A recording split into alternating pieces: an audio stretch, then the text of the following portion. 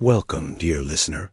Tonight, we drift far from the present, letting the noise of the modern world fall away until only the quiet hum of another time remains. The story you are about to hear is one that has crossed oceans of years, surviving in whispers, legends, and the ink of ancient scribes.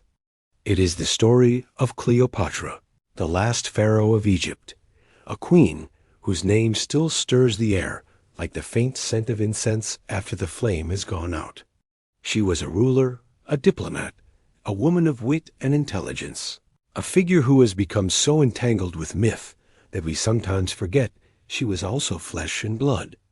And yes, somewhere in the minds of many, she still appears with the face of Elizabeth Taylor, stepping into history in perfect gold eyeliner that somehow never smudges, even in the Egyptian heat. That is the gift of cinema, but what we are about to explore tonight belongs to a slower truth one shaped by sand, stone, and the quiet currents of the Nile. Before we begin, I invite you to make yourself comfortable. Let your shoulders ease down, let your breathing soften, and if your eyes are free to close, let the darkness behind them become the canvas for the scenes ahead. If you'd like, you can share in the comments where in time or space you are listening from. I read them all, and you might be surprised how often we find ourselves connected through these small, quiet rituals. And if you wish to be here for the next journey, you can subscribe so the next story knows where to find you.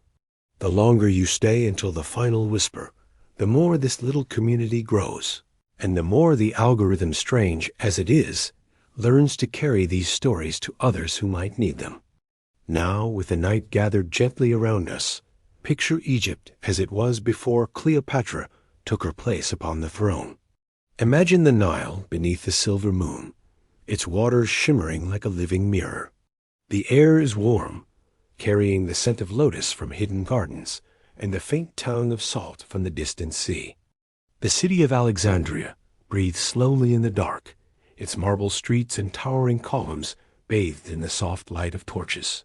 Somewhere, a flute plays a tender melody, and beyond it, the desert stretches out in endless shadowed silence. This is where our story begins, not yet with a queen, but with a land that has been waiting for her. Before Cleopatra's eyes ever opened to the world, Egypt was already a land shaped by thousands of years of memory. A place where history and myth walk hand in hand along the banks of the Nile. The river was the country's heartbeat, its slow, steady pulse keeping life in rhythm with the turning of the seasons, as dependable as the stars that wheeled overhead each night. Each year, the floods returned like a promise kept, swelling its banks and spilling over into the fields, laying down rich black silt along the farmlands.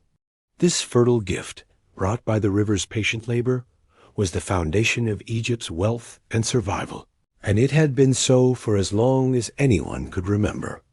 The people answered this yearly blessing with their own ritual of work, planting seeds, tending crops, and later gathering the harvests that had sustained their ancestors for generations. In the cool of early morning, when the horizon was only just catching the first pale gold of the sun, farmers could be seen moving like quiet shadows across the fields, their linen robes stirring faintly in the breeze, their bare feet sinking into the soft, damp earth. The low murmur of their voices mixed with the rustle of palm fronds overhead, and every so often, the bray of a donkey or the creak of a wooden water wheel would join the chorus. The smell of wet soil rose with the morning mist, and in that hour before the heat arrived, there was a serenity that belonged entirely to the river and those who lived by its grace. The Nile's waters did more than feed the soil. They carried the songs and stories of Egypt from one shore to the other. Fishermen paddled narrow reed boats through the shallows, their movements practiced and unhurried, drawing up nets heavy with tilapia and perch. The nets glistened in the sun, silver scales flashing like coins before disappearing into woven baskets. The laughter of the fishermen mingled with the cries of herons and ibis that waded nearby, their long legs slicing through the water with delicate precision. At the edges of the villages, children played along the muddy banks, their small footprints pressed into the damp ground, chasing one another with shrieks of delight and daring each other to step deeper into the current. The air here had its own perfume, a mix of cool water, crushed reeds, and the faint sweetness of papyrus blossoms that swayed in the breeze. By midday, the heat pressed down like a great hand, and the river became a place of refuge, its shade and breeze offering a gentle reprieve from the sun's relentless gaze. Even the animals, water buffalo, camels, and stray dogs, seemed to drift toward its banks, seeking the slow comfort of its touch. Beyond these rural villages and farmlands, Alexandria rose like a vision of stone and marble against the bright sky. Built by the successors of Alexander the Great, it was a city of contrasts, Greek in architecture, Egyptian in spirit, and cosmopolitan in its soul. Wide streets paved with intricate mosaics stretched toward the sea, their patterns catching the light in dazzling fragments. Sturdy white columns lined the walkways, casting deep, cool shadows where merchants rested in the heat of the day. The scent of the Mediterranean rolled in with the waves, mingling with the aroma of oil lamps, baked bread, and baskets of ripe pomegranates for sale in the market. The city's heartbeat was in its people. Greek traders haggled over spices with men from Arabia. Roman envoys passed through on their way to the palace, and philosophers in long robes gestured animatedly as they debated in shaded courtyards. Here, every face carried a story, and every stone seemed to echo with the footsteps of travelers who had come from far beyond the desert's edge. The harbor was the beating heart of Alexandria's connection to the wider world, a vast expanse of stone piers and sheltered waters that never truly slept. From the first blush of dawn, when the sky was still painted in pale pinks and silvers, the port began to stir. Dock workers, their tunics belted tight and shoulders glistening with the first signs of labor, hauled crates of amphorae, sacks of grain, and bundles of papyrus reeds, their voices rising in rhythmic calls to coordinate the heaving and lifting. The towering Pharos lighthouse, its flame burning ceaselessly within its mirrored chamber, dominated the scene, an unblinking sentinel of stone, bronze, and fire that could be seen for miles out at sea, guiding sailors through treacherous waters to the safety of the port. Ships arrived from every horizon, Greek triremes slicing through the waves with military precision, Roman merchant vessels low in the water from the weight of their cargo, and tall, lean craft from the Red Sea and beyond, their sails dyed in vivid blues, crimsons, and golds that shimmered in the sunlight. The air was a tapestry of scents. Salt spray mingling with tar and pitch used to seal the ship's hulls, the sharp tang of fresh fish laid out on woven reed mats, and the warm spice of cinnamon and frankincense escaping from half-open jars. The sounds, too, were unending ropes creaking against moorings, waves slapping against wooden hulls, sailors shouting greetings in a dozen different tongues, and the occasional call of a gull wheeling overhead. To walk through this harbor was to feel the pulse of the Mediterranean itself, to see a living map of the known world unfolding in sails, faces, and cargoes. At the city's heart, set like a jewel among colonnaded streets and marble courtyards, stood the great library of Alexandria, more than a repository of scrolls. It was a sanctuary for the ambitions of human thought. The building rose in graceful tiers of white limestone, its facades carved with geometric patterns that caught the shifting light of day, while tall columns framed its entrances like the pillars of a temple. Within its walls, the air was cool and still, scented faintly with the earthy perfume of papyrus and the sharper note of ink ground fresh each morning. It was said that no ship could dock in Alexandria without its written works being seized politely, but firmly copied by the library's scribes and preserved in the endless ranks of cedar-lined shelves. Here, mathematicians traced intricate diagrams in fine black ink, astronomers studied the movement of the heavens from sunlit courtyards, and poets recited verses in low, measured tones, their words caught in the soft echo of the halls. Light filtered in through narrow windows high above, falling in pale golden beams across scrolls bound with colored ribbons, each one holding the thoughts of another mind, another time. To walk among these rooms was to hear a chorus without sound, the voices of centuries past speaking all at once, carried forward by ink and memory. It was a place where time itself seemed to pause, as if reluctant to disturb the fragile threads binding so much wisdom together, and where those who entered often left changed, as though they had glimpsed the shape of eternity in a fragment of text. Yet for all its grandeur, Egypt remained a kingdom delicately balanced between splendor and fragility, a land where power was both visible and hidden, measured in the sweep of a robe or the tilt of a crown. The Ptolemaic dynasty, descendants of Greek rulers, carried a legacy of conquest and sophistication, blending their own customs with those of the Egyptians they governed, yet never entirely merging the two worlds. Palaces rose in gleaming white stone, their polished floors reflecting sunlight that filtered through latticed windows, while within these walls servants moved silently between scented halls, attending to the whims of a court accustomed to ease and ritual. Outside, the streets of Alexandria and the surrounding towns were alive with a different rhythm. Merchants shouted over one another, arranging spices, woven fabrics, and jars of scented oils in neat rows, while villagers carried baskets of fruit and fresh bread along sun-baked roads. The contrast was sharp, the glitter of gold and silk within palace walls versus the earthy, sun-warmed tones of daily labor, but both were essential threads in the tapestry of Egypt's life. Whispers of discontent traveled through markets and taverns alike, carrying news of heavy taxes, subtle shifts in alliances, or the arrival of foreign envoys. And even in the brightest streets, one could feel the pulse of tension, barely audible but constant, like the undercurrent of the river itself. Inside the palace, life moved at a deliberate, almost ceremonial pace, where even the smallest action carried meaning.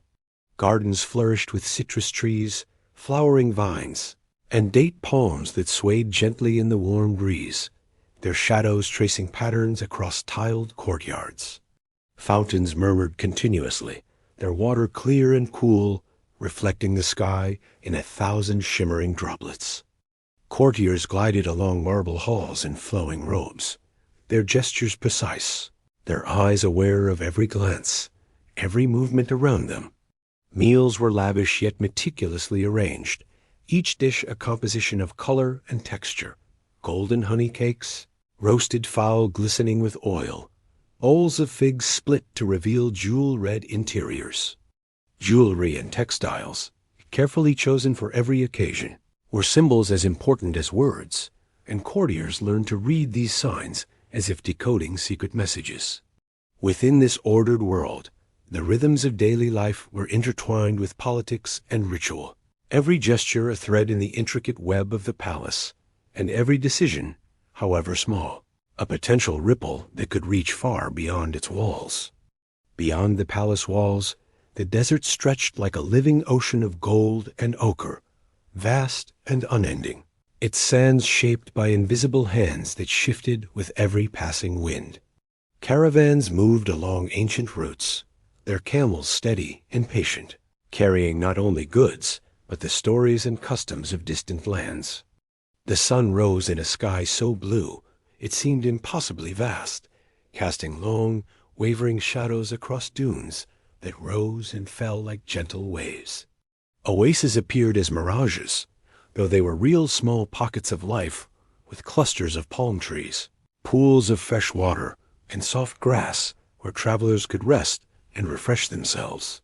Here, merchants and nomads met to trade not only silks, spices, and precious metals, but also tales of faraway cities, battles won or lost, and wonders glimpsed only by those brave enough to journey into the unknown. The air was fragrant with the subtle scent of desert blooms and the earthy aroma of sun-baked sand, mingling with the sharper notes of incense and spices carried from far beyond. Even in the harsh heat, the desert held a strange serenity, a quiet rhythm that reminded all who traveled through it that Egypt was part of a larger, living world, constantly in motion and full of possibility. Even farther beyond the desert, the presence of Rome loomed like a slow-moving shadow across the Mediterranean. Once distant and abstract, the Roman Republic had grown into a formidable power, its influence reaching ever closer to Egypt's borders, its ambitions whispering through the corridors of the Ptolemaic court. Envoys arrived in Alexandria with gifts and carefully crafted words, their gestures smooth, their expressions measured, carrying not only friendship, but the weight of expectation.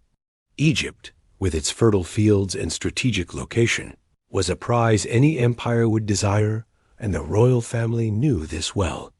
Within the palace, discussions of diplomacy and alliance were conducted in quiet, hushed tones, where every word might shift the kingdom's future.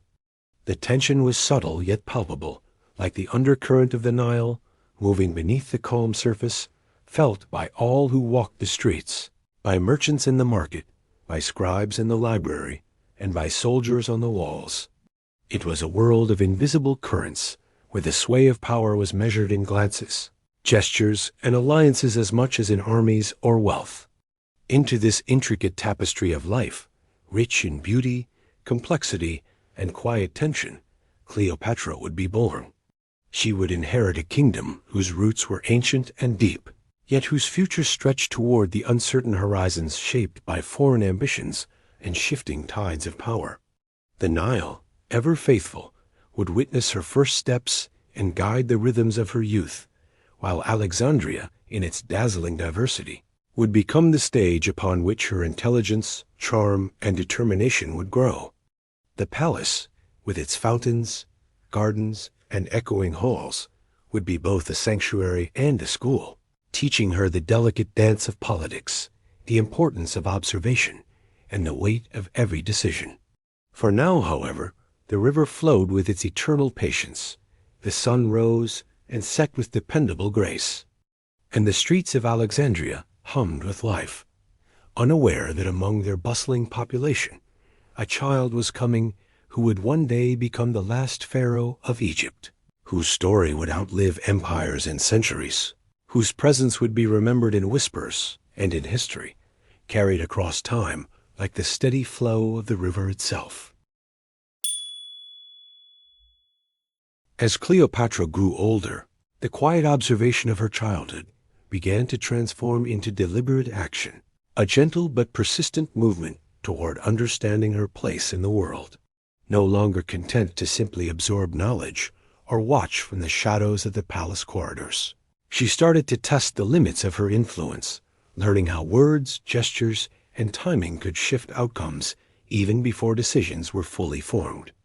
She would linger in the council chambers, ostensibly to observe, yet in reality listening to the cadence of voices, noting the subtleties in tone, and interpreting what remained unsaid as carefully as the spoken words. The palace, which had once been a backdrop to her curiosity, now became a living classroom in politics and strategy. Even her small actions, a question posed at the right moment, a carefully framed suggestion, a glance that lingered just long enough, began to ripple outward, unnoticed by many, but shaping the perceptions of those who mattered most.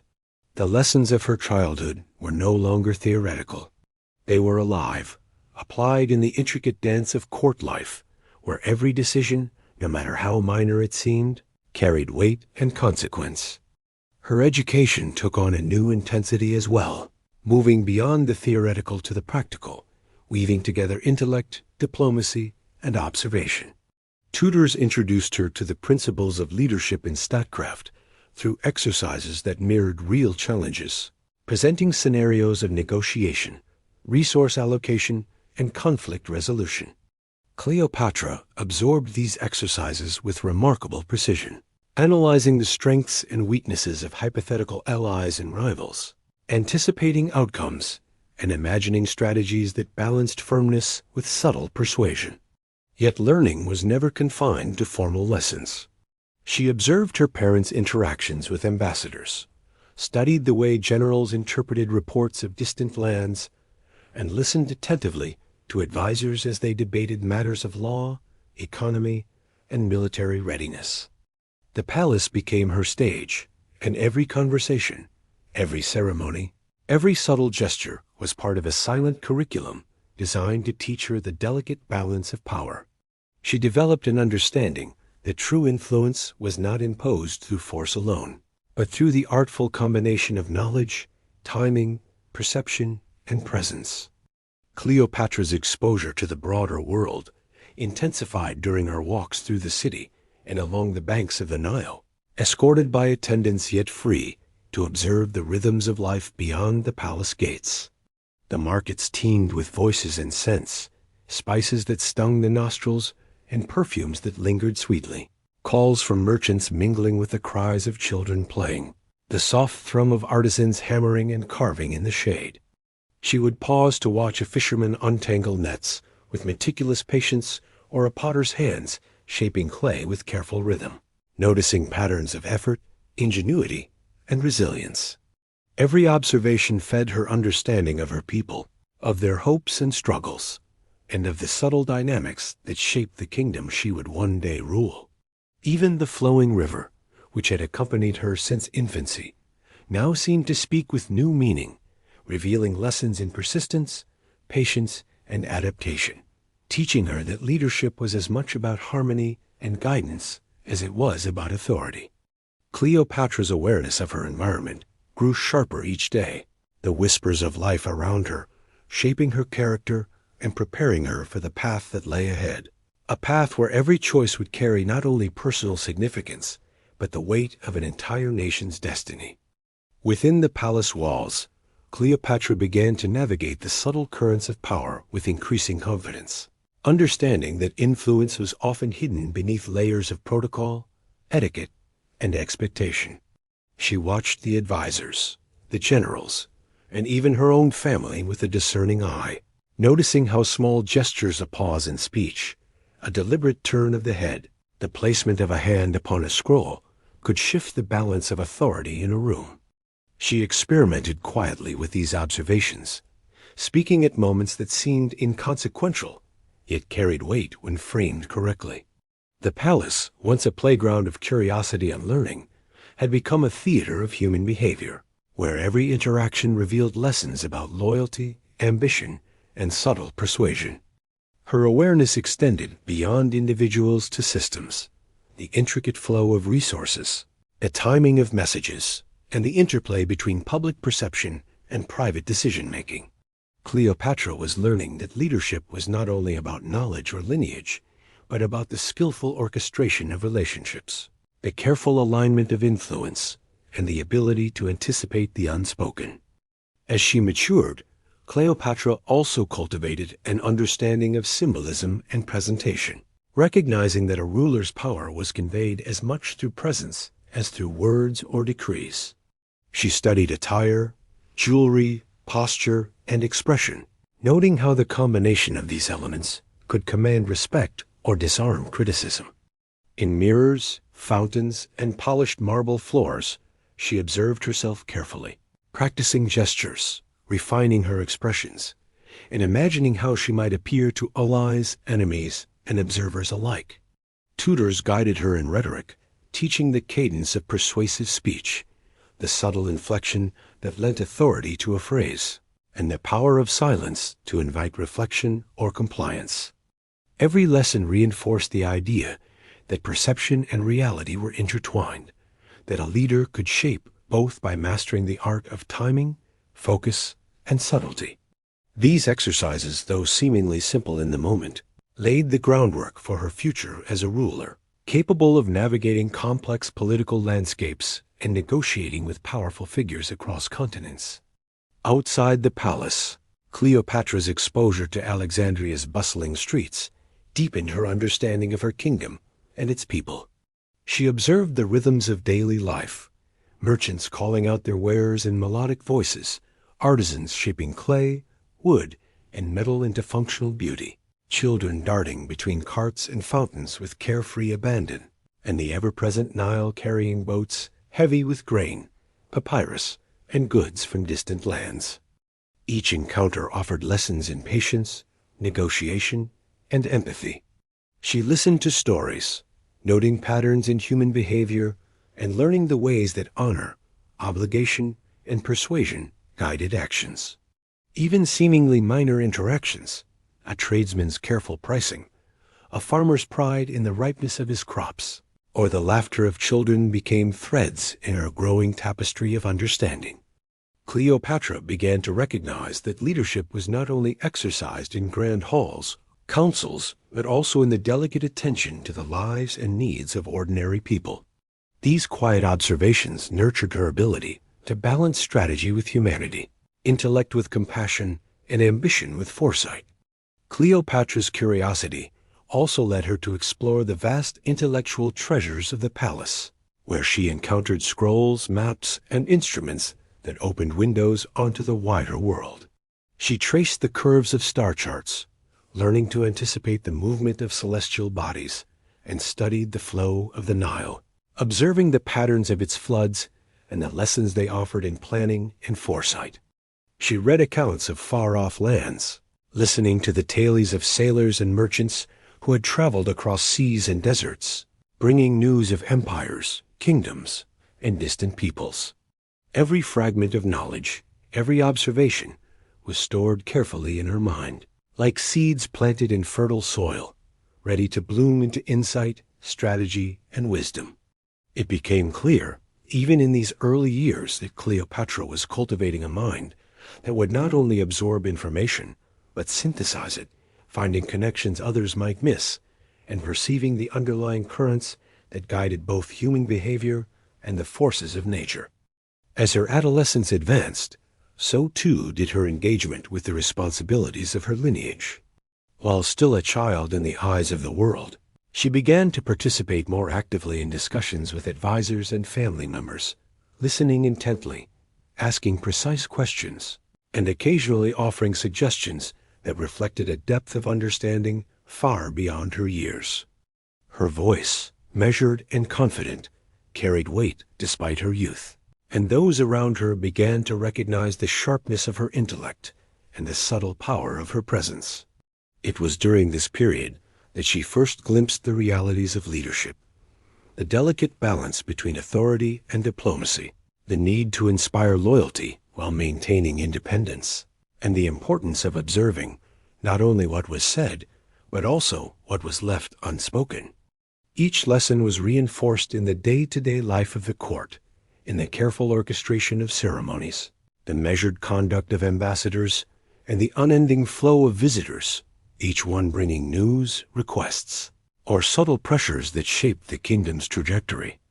Alongside intellectual development, Cleopatra cultivated relationships that would shape her understanding of influence, alliance, and empathy. She engaged with those of different stations, observing patterns of behavior, needs, and ambitions, recognizing that a ruler's strength depended as much on insight into human nature as on inherited power.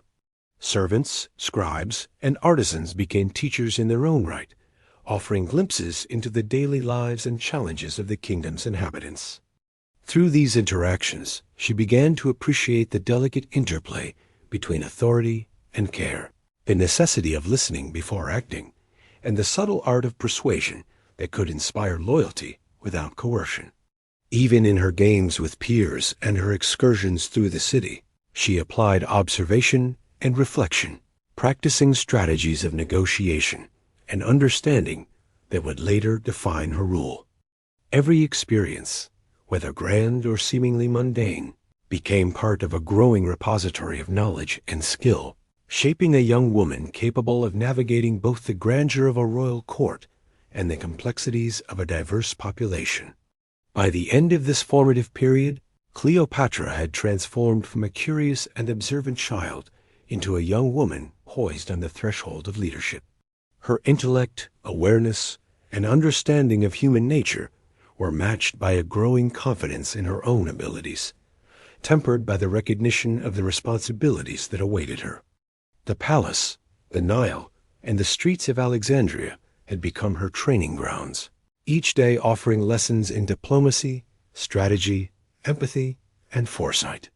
While still surrounded by tutors, advisors, and family, she increasingly acted as her own guide, synthesizing knowledge, observation, and intuition into a coherent understanding of the world she was destined to influence. The whispers of her early years had transformed into the deliberate steps of a path forward, and though the crown was not yet hers, the foundations of her rule were being laid with every choice, every observation, and every carefully considered action. Cleopatra's journey had moved beyond curiosity. It was becoming purpose, strategy, and the first conscious shaping of a destiny that would echo through history. As Cleopatra entered the threshold of late adolescence, a subtle yet profound transformation began to take place within her.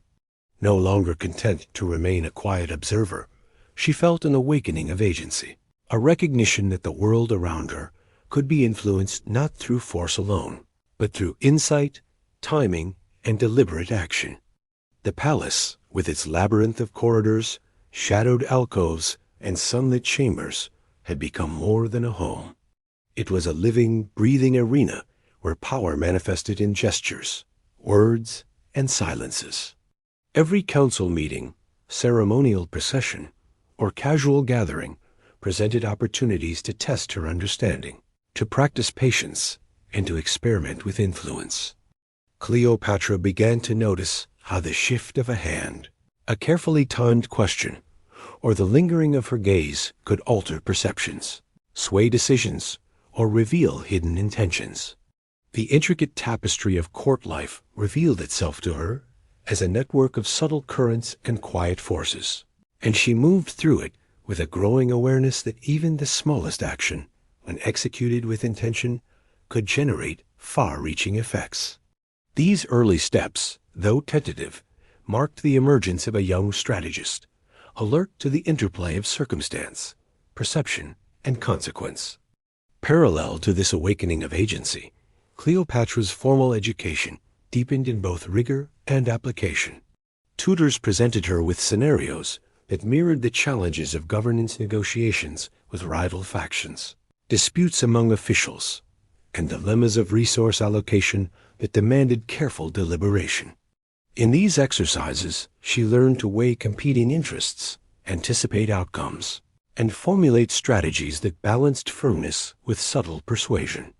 Each scenario was not only a lesson in logic and decision-making, but also an exploration of human nature, understanding motivations, predicting reactions, and recognizing the nuances of pride, fear, ambition, and loyalty. Beyond the structured lessons, she observed real events, generals discussing troop movements with measured concern, merchants bartering in the markets with careful calculation, and advisors maneuvering in council chambers to advance their positions. Cleopatra began to perceive patterns, the underlying currents that guided both individual choices and collective dynamics. Through careful analysis and reflection, she cultivated a mind capable of synthesizing complex information, discerning connections invisible to most, and translating observation into action, a skill that would become central to her leadership. Even within the realm of daily social interaction, Cleopatra transformed seemingly ordinary encounters into exercises of influence, strategy, and empathy. She watched the gestures, expressions, and unspoken cues of those around her, learning how subtle shifts in posture, tone, or timing could alter the trajectory of a conversation. A question posed with gentle curiosity could reveal hidden intentions, while a carefully placed remark might guide discussion toward consensus without confrontation. These lessons were amplified in interactions with peers, servants, and advisors alike, allowing her to practice persuasion, negotiation, and emotional intelligence in real time.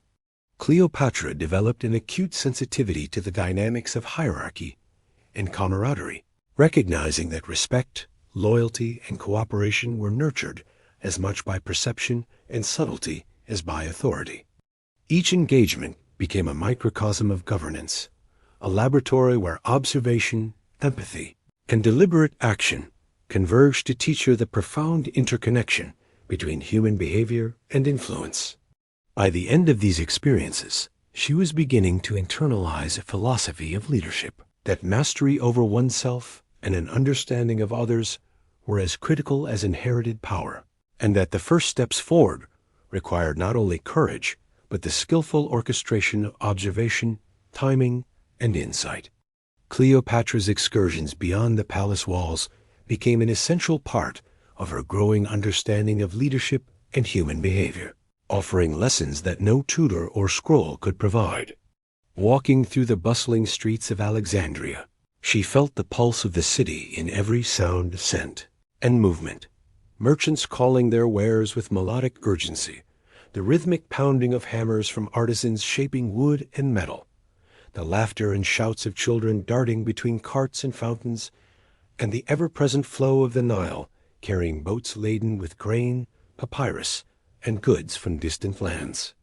Each encounter was observed with careful attention, from the meticulous hands of a potter forming clay to the patient diligence of a fisherman repairing his nets. In these moments, she discerned patterns of effort, ingenuity, and resilience, understanding that the vitality of her kingdom depended not only on the decisions made within the palace, but on the labor, innovation, and daily struggles of its people. Every observation reinforced the connection between empathy and authority, teaching her that true leadership required an intimate knowledge of the lives she would ultimately guide, and that patience, attentiveness, and subtle guidance could shape outcomes as profoundly as edicts or proclamations. As Cleopatra's awareness expanded, so too did her comprehension of alliances, loyalty, and the intricate web of human relationships that defined power. She watched how trust was cultivated and maintained among advisors, generals, and merchants, noting the delicate balance between reciprocity, obligation, and ambition. Even within her own family, she discerned subtle dynamics, rivalries tempered by protocol, favors exchanged with quiet intention, and the unspoken understanding of responsibility that bound the royal household together. Cleopatra began to engage in miniature exercises of alliance building, testing how small acts of counsel, timely attention, or thoughtful observation could nurture loyalty and cooperation. She learned that influence was rarely imposed through authority alone. It was cultivated through perception, respect, and strategic empathy. Each successful interaction, each careful negotiation or subtle guidance became part of an expanding repertoire of skills, preparing her for the complex interpersonal networks she would later navigate as a sovereign. These early experiments in human strategy reinforced the understanding that the first steps forward were as much about perception and relationships as they were about intellect and ambition. Simultaneously, Cleopatra's curiosity drew her toward the broader world, prompting her to study accounts of distant lands, listen to travelers' tales, and examine maps that traced rivers, seas, and trade routes far beyond Alexandria. She absorbed stories of empires, kingdoms, and peoples whose customs and strategies differed from her own, finding lessons in both their successes and missteps. Each fragment of knowledge was meticulously processed, compared against her observations of local life, and integrated into a mental map of political, economic, and cultural forces. She began to perceive the interconnectedness of power, trade, and diplomacy, understanding that the influence of a ruler extended well beyond the palace walls and the banks of the Nile. These insights encouraged foresight and planning, teaching her that small, deliberate steps taken in the present could resonate far into the future. Through this combination of observation, analysis, and reflection, Cleopatra's understanding of leadership matured, blending practical awareness with strategic vision, preparing her for the moment when her careful, patient preparation would allow her to step decisively onto the larger stage of history. Even the rituals and ceremonies of the court became intricate lessons in perception, influence, and timing, as Cleopatra observed how every gesture, step, and inflection of voice carried significance beyond its immediate appearance. She noticed how a slight pause before responding could convey authority, how the careful placement of her hands or the tilt of her head could invite respect or subtly assert dominance. and how the measured cadence of speech could encourage reflection, agreement, or even silent compliance. Mirrors, polished marble floors, and fountains reflecting her image became tools for experimentation, where she could practice presence, posture, and expression, refining the ways in which she presented herself to allies, advisors, and potential rivals alike. Each ceremony was a rehearsal in understanding the human response, a delicate interplay between authority and subtlety, teaching her that the exercise of leadership required mastery over not only decisions, but the perceptions and emotions that framed those decisions. In this way, the grandeur and pageantry of the palace served as a living classroom, offering lessons that combined visual, auditory, and emotional cues, sharpening Cleopatra's awareness of influence as both an art and a skill. Through her growing confidence and refined awareness, Cleopatra began to step forward into conversations with advisors and family members, contributing ideas, posing questions, and occasionally offering suggestions that revealed her insight and understanding. Though still young, her words carried a measured authority, enriched by careful observation, reflection, and the strategic awareness she had cultivated over years of study and practice. Each contribution was an experiment in persuasion and perception. She watched for reactions, assessed the subtle shifts in tone and expression, and noted which ideas were received with attention, hesitation, or approval. The palace, once merely a backdrop to her education, had become a proving ground where intellect, empathy, and strategy were continuously tested. These interactions reinforced her confidence in her ability to influence outcomes, demonstrating that leadership was not solely the product of title or birthright, but the result of deliberate, patient engagement with both people and circumstance. In these early steps, Cleopatra was learning to wield her presence with precision, shaping discussions and decisions subtly but powerfully, laying the foundation for the remarkable influence she would exercise in the years to come. Cleopatra's first forays into decision-making often involved managing small disputes and challenges within the palace, tasks that, though seemingly minor, demanded diplomacy, patience, and nuanced judgment. She learned to navigate conflicts among attendants, reconcile differing perspectives among advisors, and address delicate tensions within her family, all while maintaining composure and authority. Each situation required her to assess temperament, anticipate reactions, and craft responses that balanced firmness with tact, ensuring that resolutions preserved harmony without diminishing her presence or credibility. In these moments, she honed her capacity for emotional intelligence, observing the subtle interplay of pride, fear, loyalty, and ambition that drove human behavior. These early exercises in mediation and conflict resolution reinforced lessons she had learned in observation and social engagement, demonstrating that leadership was as much about understanding and guiding people as it was about making decisions. Cleopatra came to recognize that the measure of a ruler lay not only in the grand gestures or proclamations, but in the careful attention given to seemingly small actions, each one contributing to the stability and coherence of her realm.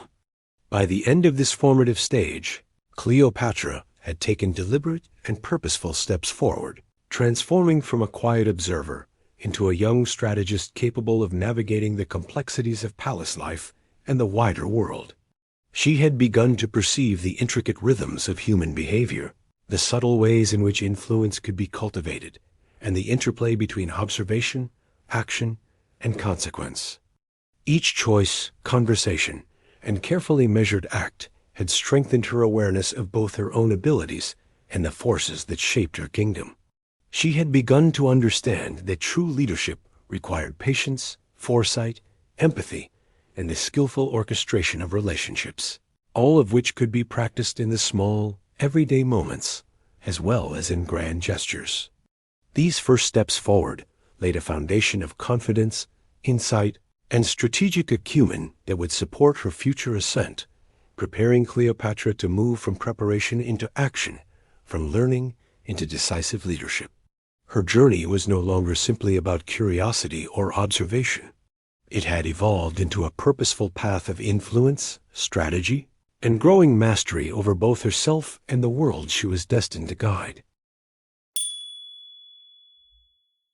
As Cleopatra moved further into the responsibilities of her emerging role, the world around her began to shift with a palpable rhythm, as if the city itself were alive and aware of the subtle currents of change she carried within her. Alexandria, ever vibrant and dynamic, pulsed with activity. Boats drifted along the Nile with loads of grain, papyrus, and trade goods, their sails catching the golden sunlight, while the cries of merchants calling their wares intertwined with the laughter of children chasing one another between carts and fountains. The palace, once a relatively quiet sanctuary of study and observation, now resonated with purposeful movement. Couriers delivered messages from distant lands. Advisors conferred in hushed tones about the kingdom's finances, and artisans prepared gifts and ceremonial objects with meticulous care. In this environment, Cleopatra began to understand that motion, both literal and metaphorical, was a reflection of power, negotiation, and influence. The world around her was no longer static. Every interaction, every ripple of activity was part of a larger tapestry of cause and effect, and she was learning to read the subtle signs that indicated shifts in mood, intention, and opportunity. Within the palace walls, Cleopatra began to take a more active role, moving beyond observation to subtle intervention. She watched how advisors, generals, and emissaries interacted, noting the unspoken signals that guided decision-making. The slight hesitation before answering a question, the careful placement of a hand on a scroll, the deliberate cadence of a speech. She began to test her own influence, suggesting solutions to minor disputes, proposing ideas during advisory sessions, and practicing the art of timing, knowing when to speak, when to remain silent, and when a glance or gesture could carry the weight of a word. Every act, no matter how small, became part of a delicate experiment in power dynamics, teaching her how influence could be exerted without overt command, how perception shaped reality, and how subtle shifts in presence could guide outcomes across the court. Cleopatra's awareness of the complex interplay between action and consequence deepened with each encounter, revealing that leadership was as much about sensing the currents of the world as it was about commanding them. Beyond the palace, the city itself offered lessons in adaptability, foresight, and strategy. Cleopatra moved through bustling streets, observing the intricate network of relationships that sustained Alexandria. Merchants negotiating prices with precision and patience, artisans balancing creativity with practicality, and laborers executing tasks with rhythmic diligence that echoed the broader flow of the Nile.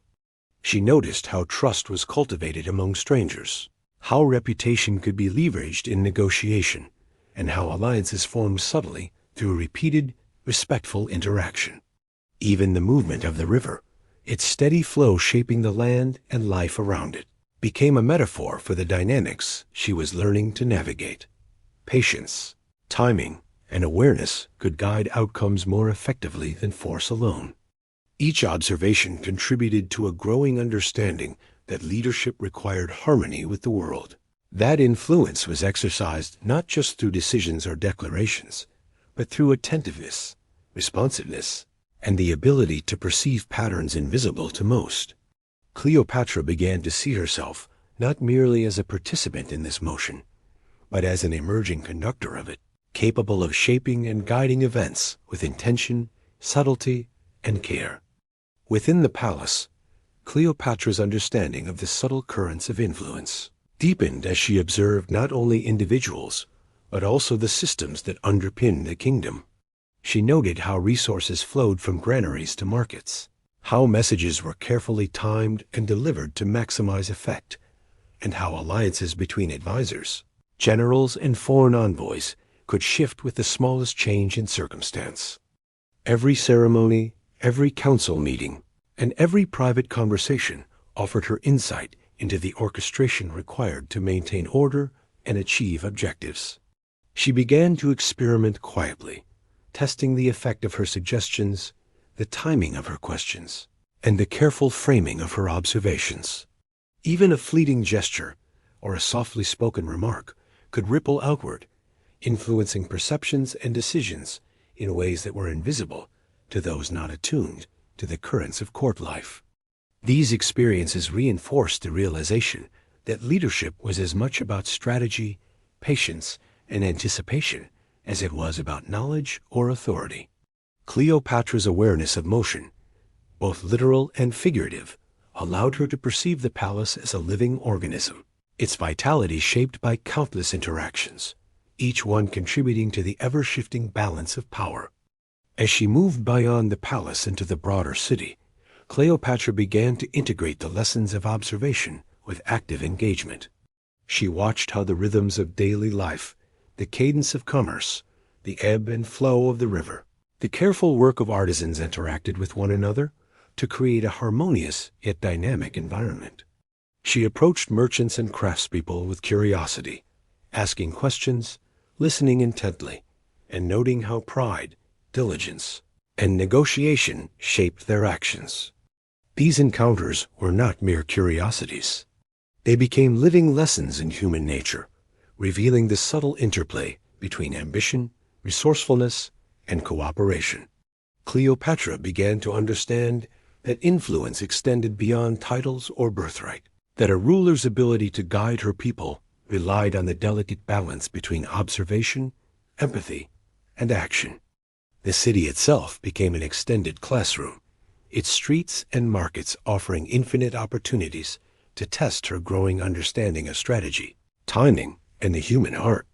Each interaction, each observation, was woven into the tapestry of her knowledge, enriching her perspective and deepening her capacity to guide both individuals and the broader course of her kingdom. At the same time, Cleopatra's awareness of the symbolic and perceptual dimensions of power grew sharper, as she recognized that influence was communicated as much through presence as through words. She studied the way courtiers carried themselves, the gestures of foreign dignitaries, and even the smallest movements of servants and attendants, noting how perception could be guided and shaped by appearance, demeanor, and comportment. In mirrors, reflective pools, and polished floors, she practiced posture, gestures, and expressions, learning how subtle shifts could convey confidence, authority, or empathy. Her tutors guided her in rhetoric, helping her master the cadence of speech, the nuanced inflection of important phrases, and the use of pauses to create space for thought, reflection, and influence. Each lesson in presentation reinforced the idea that leadership extended beyond knowledge and intellect into the realm of perception, where the ability to read and shape the responses of others could determine outcomes as effectively as any decree. Cleopatra's understanding of motion had expanded. It was not only the movement of people, goods, and messages, but the rhythm of human interaction, perception, and influence, a dynamic landscape she was beginning to navigate with grace, insight, and quiet authority. Cleopatra's growing mastery of the palace's intricate rhythms extended to her ability to anticipate and respond to the needs and intentions of those around her. She began to perceive subtle patterns in behavior, understanding when a hesitant advisor sought reassurance, when a general's confidence masked uncertainty, and when a family member's deference concealed ambition. Each observation became a guide for her own actions, teaching her the art of timing and the importance of patience. In quiet moments between councils and ceremonies, she reflected on these patterns, imagining the potential outcomes of different approaches, rehearsing her interventions with meticulous care. The palace itself seemed to pulse with a rhythm she could now sense, a symphony of voices, gestures, and intentions that she was learning to harmonize. Her awareness of motion had evolved from simple observation to deliberate orchestration, a skill that would allow her to influence outcomes with subtlety and precision, shaping the world around her without force or coercion. Outside the palace, the city offered an equally rich field for learning and engagement. Cleopatra observed merchants negotiating with patience and cunning, artisans perfecting their craft with rhythm and precision, and laborers executing repetitive tasks with diligence and care. She noticed how each individual's actions contributed to the broader flow of life, creating patterns that were both resilient and adaptable. By walking among them, listening to their stories, and observing their interactions, she began to understand the delicate balance between authority and empathy, and the ways in which leadership could be exercised through attention, respect, and insight rather than decree. The Nile's steady current, carrying boats laden with goods and stories from distant lands, mirrored the flow of influence and information, teaching her that leadership was about navigating currents with awareness, adaptability, and foresight. Each encounter, each observation, reinforced the lessons she had been cultivating within the palace, blending practical understanding with the intuitive grasp of human behavior that would define her rule. As Cleopatra matured, she became increasingly attuned to the symbolic and psychological dimensions of power. She observed how subtle changes in posture, gesture, and expression could command respect, soften resistance, or inspire loyalty. Mirrors and reflective surfaces became tools for practice, allowing her to refine the presentation of her presence, while tutors guided her in the nuances of rhetoric, persuasion, and the artful use of silence. She learned that leadership depended as much on perception as on action, and that the ability to shape impressions could amplify influence far beyond what words alone could achieve. The palace and the city together offered a continuous cycle of lessons, reinforcing the understanding that motion, whether of people, ideas, or perception, was the lifeblood of power, and that those who could sense, interpret, and guide these currents held a profound advantage in shaping outcomes. By the end of this stage, Cleopatra had begun to synthesize the lessons of observation, experience, and reflection into a coherent approach to leadership. She moved through the palace and the city with heightened awareness, balancing empathy with strategy, patience with decisiveness, and observation with subtle action. Every interaction, from the smallest gesture to the most formal negotiation, was an opportunity to practice, refine, and extend her influence. The world around her was no longer merely a backdrop. It was a dynamic environment in which she could act, sense, and guide with deliberate purpose. Cleopatra's understanding of motion had matured into a profound comprehension of cause and effect, perception and reality, rhythm and timing, preparing her to step fully into the responsibilities and challenges that awaited, and laying the groundwork for the pivotal decisions and transformative actions that would define her reign. As Cleopatra's presence within the palace solidified, she began to encounter the subtle tensions and quiet conflicts that simmered beneath the surface of court life, challenges that demanded patience, discretion, and a careful understanding of human nature. These conflicts were rarely loud or overt. They existed in the fleeting expressions of advisors, the whispered consultations in shadowed corridors, and the delicate maneuvering of family members with ambitions of their own. She observed how loyalty could be fragile, how alliances were built as much on perception as on promise, and how a single misstep in tone or gesture could shift the balance of influence. Cleopatra learned to approach these situations with measured attention, listening for the unsaid as intently as for the spoken, understanding that silence could carry authority, and that a subtle glance or carefully placed word could resolve or escalate tensions with extraordinary impact. These early encounters with quiet conflict demanded courage not of physical force, but of intellect, empathy, and restraint, and she embraced the challenge, recognizing that mastery over such dynamics was essential to the leadership she was preparing to assume. Beyond the palace walls, the complexities of the wider world mirrored the subtle struggles within. The bustling streets of Alexandria were not only places of commerce and daily life, but also arenas in which human ambition, pride, and survival intersected in intricate patterns. Cleopatra observed merchants negotiating fiercely, yet politely, artisans protecting their reputations with skillful diplomacy, and citizens navigating societal expectations while pursuing personal goals.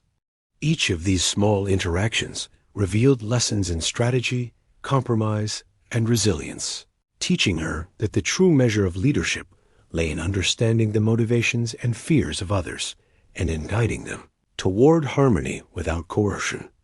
She began to see courage not as the absence of fear, but as the ability to act thoughtfully and deliberately within the currents of tension, to intervene when necessary, and to step back when patience offered the greater advantage. The silent challenges of the city, the palace, and the riverbanks combined into a living education, shaping a young ruler capable of navigating complexity with calmness, insight, and unwavering composure. Within the palace, Cleopatra began to experiment with subtle interventions, learning how to shape outcomes without overt confrontation. She observed the interplay of authority and influence, noting how a gentle suggestion at the right moment could redirect a discussion, how a carefully framed question could reveal intentions, and how her own measured silence could encourage reflection or reveal hidden truths. The corridors themselves seemed to hold stories, the echo of footsteps carrying whispers of past disagreements, the subtle shuffle of papers on desks marking decisions made and reconsidered. In these moments, Cleopatra honed her ability to read the room, to anticipate reactions, and to act with foresight, recognizing that courage often manifested as the quiet, steady application of intelligence, perception, and restraint. Every subtle move became a lesson in patience and strategy, reinforcing the idea that true power was cultivated in the interplay between observation, timing, and discretion. Even the natural world surrounding Alexandria offered lessons in resilience and silent courage. Cleopatra would watch the Nile flowing steadily through the city, observing the way it shaped the land and adapted to obstacles, how it nourished life quietly yet persistently. The rhythm of the river mirrored the subtle currents of human interaction she was beginning to understand.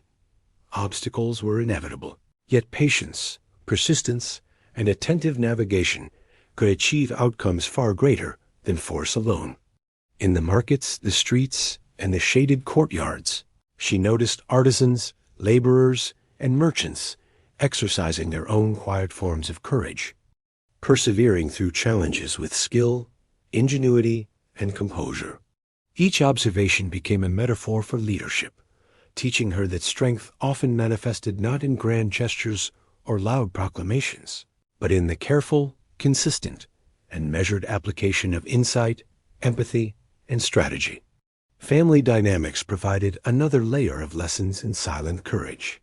Cleopatra observed the subtle rivalries, ambitions, and tensions within her own household, noting how power could be negotiated and influence asserted through behavior, expression, and timing rather than declarations or threats. She watched elders weigh options with careful consideration, siblings test boundaries with quiet persistence, and advisors navigate complex hierarchies with finesse.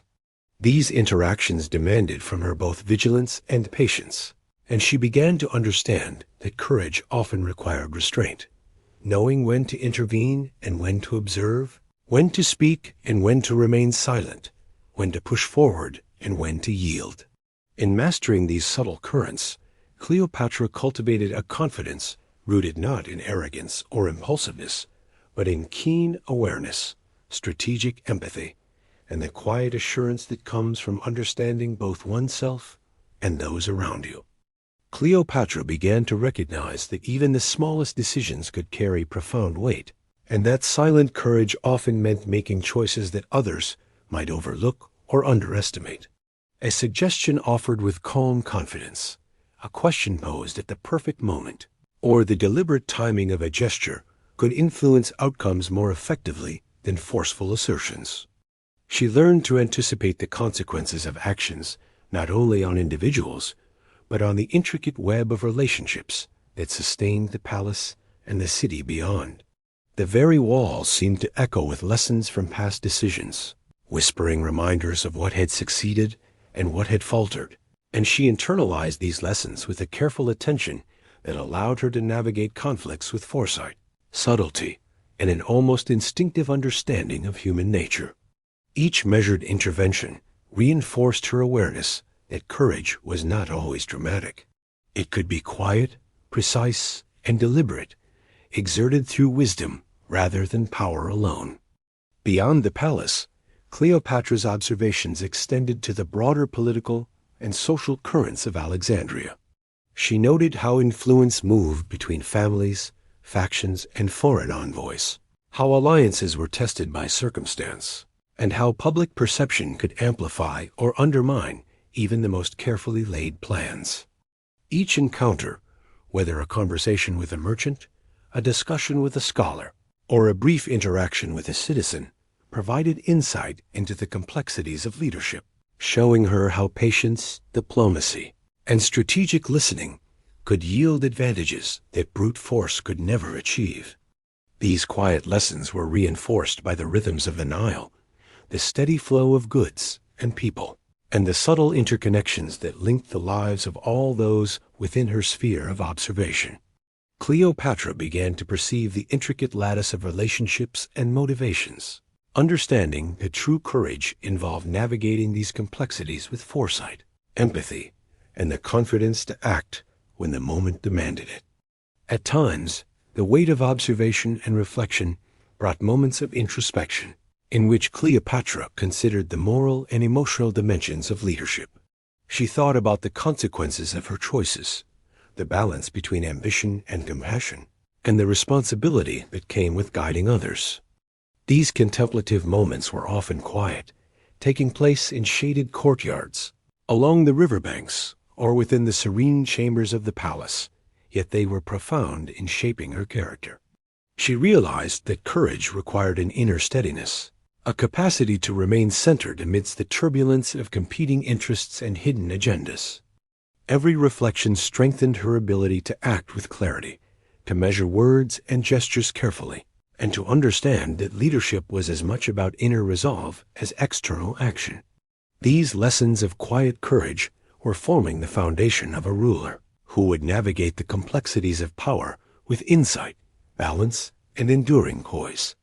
As Cleopatra approached the later years of her formative period, she began to see the cumulative impact of her observations, experiments, and reflections. Each subtle intervention, each carefully measured conversation, and each quiet act of patience had become a thread in a growing tapestry of understanding that connected people, events, and consequences across the palace and the city.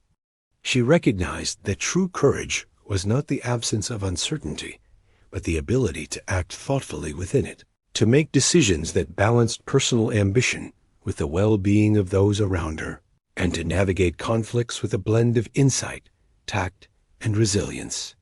The palace corridors, the bustling streets, and the flowing Nile had all become instruments of her education, each offering lessons in the art of leadership, the subtleties of influence, and the power of measured courage. In these moments, she began to feel the quiet confidence of someone prepared to step into responsibility, ready to face the challenges of authority with both wisdom and grace. By the conclusion of this block, Cleopatra's character had been shaped not only by formal education and observation, but also by the silent, persistent encounters with conflict, challenge, and the nuanced realities of human behavior. She had learned to interpret gestures, tone, and timing with precision, to balance empathy with strategy, and to act with courage that was measured, deliberate, and profoundly effective. The lessons of quiet conflicts and silent courage had prepared her to navigate the intricacies of power with poise, to influence outcomes without force, and to cultivate respect and loyalty through understanding rather than coercion.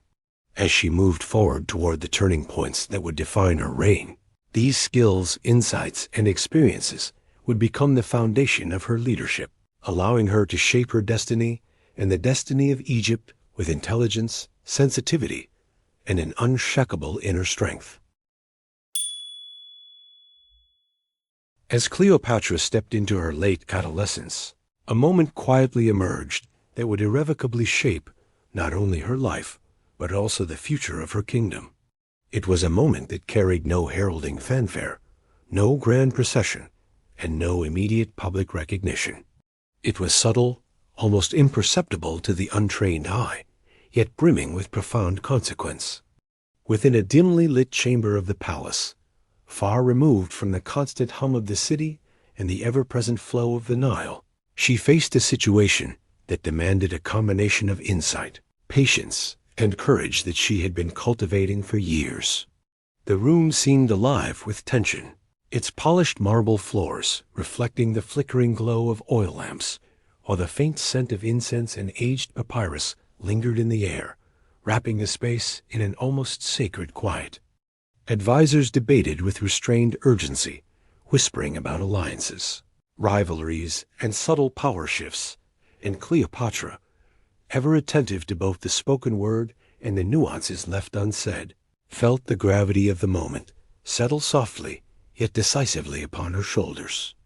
Every glance, pause, and carefully measured response had the potential to tilt the delicate balance of influence within the palace. In that shadowed space, she sensed that leadership was not a birthright alone, but a skill to be honed, a responsibility to be claimed with deliberate observation, strategic action, and the courage to engage thoughtfully with uncertainty. The choice she faced was layered, complex, and quietly profound, involving not only timing and allegiance, but also a nuanced understanding of human psychology, and in the subtle currents of power that flowed unseen through Alexandria's streets and within the palace walls. Cleopatra approached her decision with the precision of a scholar and the awareness of a strategist, weighing the potential consequences for each participant in the chamber and for the broader social and political landscape of her kingdom. She considered the ambitions, fears, and motivations of her family, advisors, and foreign emissaries, understanding that even the smallest action could cascade into far-reaching effects. Outside the chamber, the distant murmur of the Nile reminded her of the flow of time and circumstance, a quiet metaphor for the steady persistence and adaptive strength required of a leader. In the hush of the room, candlelight casting dancing shadows across intricately carved walls, Cleopatra exercised a form of courage that was deliberate, nuanced, and immensely powerful, embracing the responsibility of foresight and measured action with an emerging clarity that would define her capacity to lead. Cleopatra's approach to this turning point combined meticulous observation, intuitive foresight, and disciplined self-restraint. She had learned through years of careful attention that power was as much about perception and timing as it was about lineage or authority. Every participant in the chamber was a living puzzle of intent, desire, and calculation, and she engaged with them as both a perceptive observer and a strategist plotting the contours of influence. The soft rustle of robes, the faint intake of breath, and the shifting light across mosaic floors became cues that she could read to gauge intent, hesitancy, and alignment. She allowed herself moments of deep reflection, tracing the potential outcomes of her words and gestures across both immediate and long-term consequences, considering the unseen repercussions that might ripple outward beyond the palace walls. Through this deliberate and immersive process, Cleopatra transformed uncertainty into a space for insight, recognizing that the quiet exercise of courage through timing, attention, and perception could shape outcomes as profoundly as any overt display of force. In these shadowed moments, she was beginning to understand that leadership was an intricate art, demanding patience, awareness, and a finely tuned sense of both people and circumstance. As the implications of her choices began to crystallize, Cleopatra felt the subtle yet profound shifts in the palace's energy, as if the walls themselves responded to the deliberate balance of observation and action she had cultivated. The chamber, once a space of learning and reflection, became a stage where her intellect and emerging authority could exert influence in ways both quiet and transformative. She understood that leadership required more than commands or declarations. It demanded an awareness of the invisible currents that guided behavior, perception, and loyalty. Each conversation, gesture, and pause offered an opportunity to shape understanding, to inspire confidence, and to subtly redirect the flow of events. In the soft flicker of candlelight and the gentle hum of distant activity, Cleopatra sensed the immense responsibility of foresight and the nuanced art of shaping outcomes without coercion. It was in this interplay of presence, perception, and timing that she began to exercise a mastery that would define her capacity to lead, negotiating the delicate balance between authority and influence with increasing subtlety. The unfolding of this pivotal moment revealed to Cleopatra the intricate dance of trust, ambition, and human nature that characterized the corridors of power. She observed how even the most confident advisors could be swayed by subtle cues, how alliances could shift in response to tone and timing, and how loyalty was earned not through dominance, but through perception, respect, and measured interaction. Each carefully chosen word, every well-timed gesture, and each silent observation became a tool in her growing repertoire of influence, allowing her to guide outcomes in ways that were both strategic and compassionate. The chamber, suffused with the muted glow of oil lamps and the distant hum of palace activity, seemed to pulse with possibility, offering lessons in patience, timing, and quiet courage.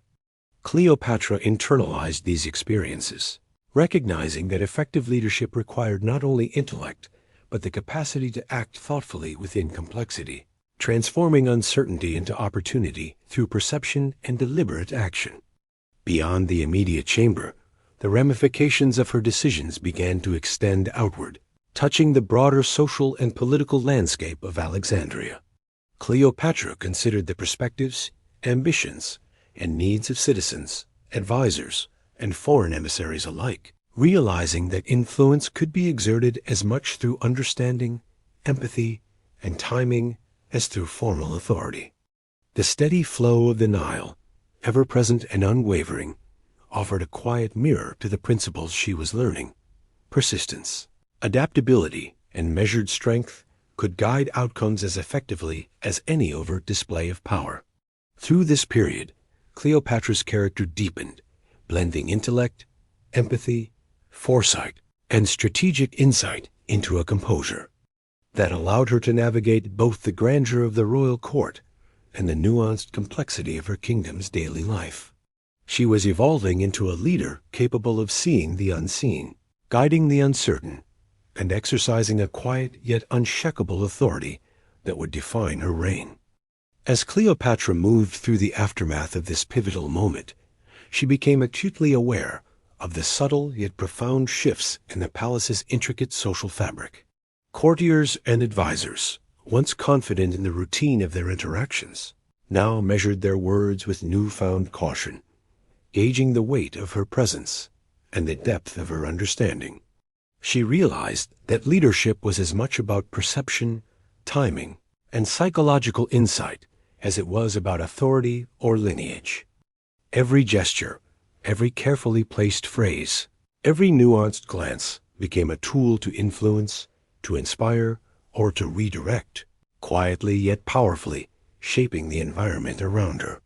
The chamber's soft lamplight and the faint scent of sandalwood and parchment seemed to echo the lessons she was internalizing, reinforcing the understanding that courage often manifested not in loud declarations, but in deliberate, considered, and perceptive action. In these shadowed corridors of influence, Cleopatra honed the art of moving with awareness, patience, and subtle force, learning that the truest power often lay hidden beneath silence and observation, waiting for the precise moment to reveal itself. Beyond the palace walls, the implications of her growing discernment and measured courage extended into the wider rhythms of Alexandria. Cleopatra observed the city's bustling streets, the markets alive with calls, scents, and movements, and the steady flow of the Nile, recognizing in these ordinary patterns the subtle reflections of influence, negotiation, and human behavior. She began to see how her emerging decisiveness and understanding of perception could shape the expectations and attitudes of the people, how even minor interactions, acknowledging a tradesman's skill, noting a scholar's insight, or listening intently to a servant's observation, could cultivate respect, loyalty, and understanding.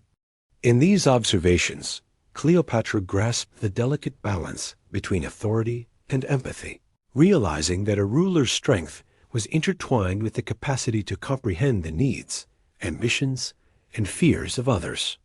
Each encounter, each subtle exercise of influence, reinforced the foundation of her leadership, preparing her to navigate the intricate webs of court intrigue, diplomacy, and human complexity with a quiet but unshakable confidence. In the days and weeks following this pivotal turning point, Cleopatra reflected deeply on the lessons embedded within each choice, each gesture, and each subtle observation she had made. She recognized how even the smallest word or glance could ripple through the complex web of alliances, loyalties, and ambitions within the palace, shaping the course of events in ways that were not immediately visible. The corridors and chambers, steeped in history and the weight of countless decisions before her, seemed to resonate with quiet echoes of insight, reminding her that leadership was not solely an act of authority, but a delicate orchestration of influence, perception, and timing. Every encounter, from whispered counsel to ceremonial displays, became a thread in the intricate tapestry of understanding she was weaving, a tapestry that combined intellect, intuition, and empathy into a coherent vision of guidance and control. In these reflective moments, Cleopatra internalized a profound truth, that courage, patience, and perceptive action often spoke louder than any proclamation or decree, and that true influence was both silent and enduring. By the close of this transformative period, Cleopatra had emerged with a refined sense of self, a growing mastery of influence, and a deep understanding of the subtle dynamics of power that defined her world. The turning point in the shadows, though unmarked by spectacle or immediate recognition, had left an indelible imprint on her character, shaping her awareness, strategy, and capacity for measured action. She understood that leadership was an intricate dance between authority and empathy, between visible action and invisible guidance, and that each choice, each observation, and each silent calculation contributed to the ongoing construction of her destiny. Cleopatra stepped forward from this period, not merely as an observer or a student of human behavior, but as an emerging architect of influence, poised to navigate the complex interplay of personal ambition, political reality, and the subtle currents of loyalty, persuasion, and perception that would define her reign. In this quiet mastery, the foundation of her extraordinary rule was firmly laid, prepared to expand outward, touching not only the corridors of the palace, but the very life of Alexandria and beyond. As Cleopatra moved forward into the unfolding years of her early reign, she began to perceive the first subtle outlines of the legacy she was destined to leave behind. This legacy was not announced with fanfare nor measured in immediate triumphs, but emerged gradually, like the slow illumination of dawn, spilling over the waters of the Nile. Every decision she made, every carefully weighed interaction, and every deliberate observation contributed threads to an intricate tapestry that would come to define her rule. In the quiet chambers of the palace, where flickering candlelight danced upon polished marble and the faint scent of papyrus and incense hung in the air, she reflected on the subtle ways influence extended beyond the reach of words. Her presence began to shape the rhythm of court life, as advisors, generals, and emissaries responded not only to her authority, but to the weight of her insight, her tact, and her quiet command.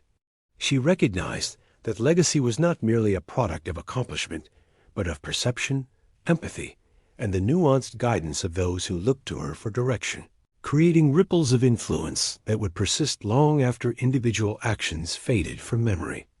Cleopatra also began to sense the broader reach of her influence beyond the walls of the palace, in the very life of Alexandria, and across the Nile's eternal flow. She observed the markets, the schools, and the bustling docks, noting how her interventions, guidance, and measured attentions affected not only governance, but the everyday experience of her people.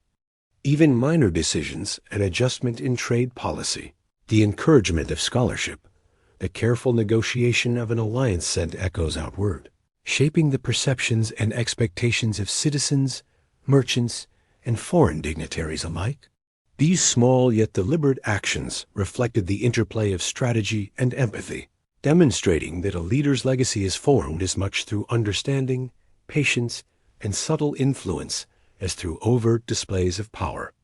Cleopatra's awareness of this emergent legacy filled her with a tempered sense of purpose, inspiring her to act with mindfulness, foresight, and an enduring sensitivity to the human and natural forces that would define the enduring impression of her reign.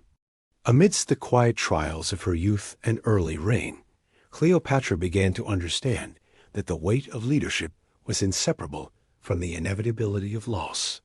She observed that each disappointment, each miscalculated expectation, and even each small fracture in trust carried with it a lesson, a subtle whisper urging reflection and adaptation. Within the shadowed corridors of the palace, where the muted glow of lamps softened the marble's cold edges, she learned to read not only the spoken words, but the silences, the hesitations, and the fleeting glances that revealed as much as any declaration. These experiences nurtured in her a delicate balance between patience and resolve, between empathy and strategic foresight, teaching her that enduring influence required the capacity to accept what could not be controlled while skillfully shaping what could. Every setback became a teacher, every disappointment a mirror reflecting the complexity of human nature, and Cleopatra absorbed these lessons with the meticulous care of one preparing for a life that would demand both wisdom and courage. Beyond the palace, the streets of Alexandria mirrored these lessons, offering Cleopatra insight into the broader tapestry of her kingdom. She observed the resilience of artisans who turned mistakes into innovation, the patience of merchants navigating the unpredictability of trade, and the quiet ingenuity of farmers who adapted to the rhythms of the Nile and the seasons. In these daily struggles and triumphs, she recognized patterns of human behavior that informed her understanding of leadership, strategy, and the subtle art of influence. The interactions of ordinary people became a classroom as vital as any council chamber, revealing the delicate interplay between ambition, need, and cooperation. Cleopatra's growing awareness of these dynamics deepened her empathy and sharpened her intellect, preparing her to guide not only the politics of the palace, but the lives, hopes, and aspirations of all who dwelled within the kingdom she would one day shape with both wisdom and discernment. Through these experiences of reflection and observation, Cleopatra began to cultivate an inner resilience, a quiet light that illuminated the lessons hidden within moments of loss and uncertainty.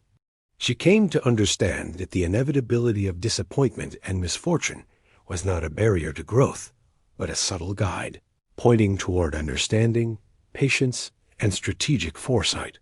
In the serene stillness of her private chambers, where sunlight filtered gently through the latticed windows and the fragrance of papyrus mingled with distant river breezes, she pondered the consequences of choices made and unmade, reflecting on their cascading effects on her advisors, her family, and the broader realm. Each minor setback became a catalyst for observation, prompting questions about human behavior, loyalty, and ambition, and offering insights that would later shape her decisions with nuance and precision. Through this quiet meditation, she learned that leadership required not only intellect, but emotional acuity, the ability to perceive the unspoken, and the courage to navigate challenges with measured action. In parallel, Cleopatra's understanding of human nature deepened as she observed her companions, allies, and even rivals with increasing discernment. She noticed the interplay of ambition, desire, fear, and loyalty in the smallest of gestures, a pause in conversation, a fleeting glance, a hesitated word, and began to see how these subtleties could influence outcomes far beyond their immediate context. The palace, with its shadowed corridors, echoing halls, and ceremonial chambers, became a laboratory for the art of leadership, where each encounter offered a lesson in persuasion, empathy, and strategy. Cleopatra realized that true influence was rarely imposed by force or decree. It was cultivated through careful observation, strategic patience, and the subtle alignment of human intentions with broader objectives. Each interaction, whether seemingly trivial or formally significant, contributed to her growing mastery of the delicate balance between authority, compassion, and foresight, laying the groundwork for the enduring wisdom that would define her reign. Even the subtle losses in relationships, whether a shift in loyalty among advisors, the cautious distance of peers, or the quiet disillusionment of those she trusted, became profound teachers for Cleopatra.